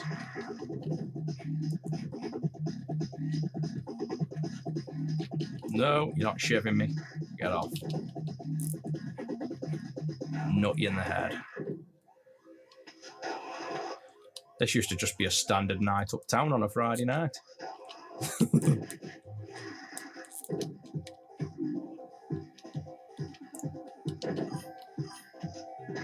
Oh, I don't remember the guns. Of course, Giovanni has to have the gun. Have we got any specials in Streets of Rage 3 then? I don't know if we have. I can just remember 1 and 2 mainly. The graphics are definitely better on 3 though. I like the graphics. I love these Mega Drive graphics. I definitely don't play the Mega Drive enough. Oh yeah, that was a good combo. No, don't shoot me. Just in time. Oh, where are you going? You're facing the wrong way. There we go. Yeah, just an average night up Liverpool. I've only been there once, you know, actually. It's a really nice place. Really enjoyed it. Right, well, that's me just playing games now. So I don't know what I'm doing now. Like I say, I think I've done enough on stream. I'm ready to go get a coffee and a chill. But hopefully you guys have enjoyed that one. You can see how long-winded that install is. That's why I don't really recommend it on the Mega Drive. I'm going to make a mod. So this just, all you do then on the mod we make is literally lift them 3, ooh, that's hot regulator. Lift them 3 pins up and solder a flex board on, and that'd be the end of it. You'd be done and installed. You wouldn't have to do all this configuring. So I'll make that mod probably this week. I might even make it today. Got tons of time, so I might make that mod so you can get a flex board for this fairly soon. Get these cables into production now, and then you can upgrade yours to RGB. If you wanted HDMI, then you can just go through an OSSC, or even a cheap RGB to HDMI converter if you really wanted to. But yeah, this is what the customer's paid for. It's obviously an option on our website because I know I can do it with the universal one, but I wouldn't recommend buying this and doing all this work. If you were going to do it yourself, just wait for me to make the other mod. But I will just quickly zoom in on that because this is the visual position that I can need to clean the flux off there as well. This is the visual position of the dials. If you didn't have an oscilloscope and you did want to do this, this one is turned all the way counterclockwise, the gain, and it stops. The DC offset's obviously diagonal, and the divide is just before diagonal, and that's pretty much the same. So it's almost like these two are pointing in at each other, and this one's fully locked if you turned it fully counterclockwise. The sync doesn't matter, leave it all flat, but all them are obviously the same position. So if you did want to install it, you don't need an oscilloscope. You can turn the dials to these exact positions, and then on screen you could tweak the colours and brightness if you wanted. But yeah, that's it for this one, guys. Thanks for joining in, and just remember, if you want your chat showing up on screen, and if you want me to subscriber-only streams where I teach you how to do stuff like this. Drop us a sub on either YouTube or Twitch. There's now members you can join basically to chuck a few pounds each month, and then I'll start doing dedicated streams just for the guys that subscribe, and we can, be a bit more focused on teaching you how to do this if that's what you're interested in. I will be doing a Mega Drive 1 as well. It'll be identical because the Mega Drive 1 uses the same chip. So it's going to be exactly the same, basically. There'll be no difference. So I'll make... I don't know which one make it for first, to be honest, because the Mega Drive 1's probably a bit more popular as well. Either way, I'll make it high-ish priority because now I've decided that's what I'm doing. I'll do it. So I'll see how much time I've got today because... like I say, it's only 7 o'clock. We've got tons of time. I'll probably design it before 9 o'clock before anyone even wakes up. Get it released on the store.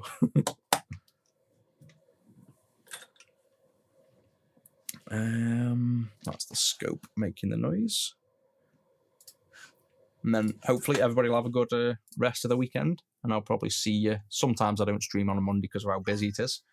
But if not, I'll see you on, I'm sure, Tuesday.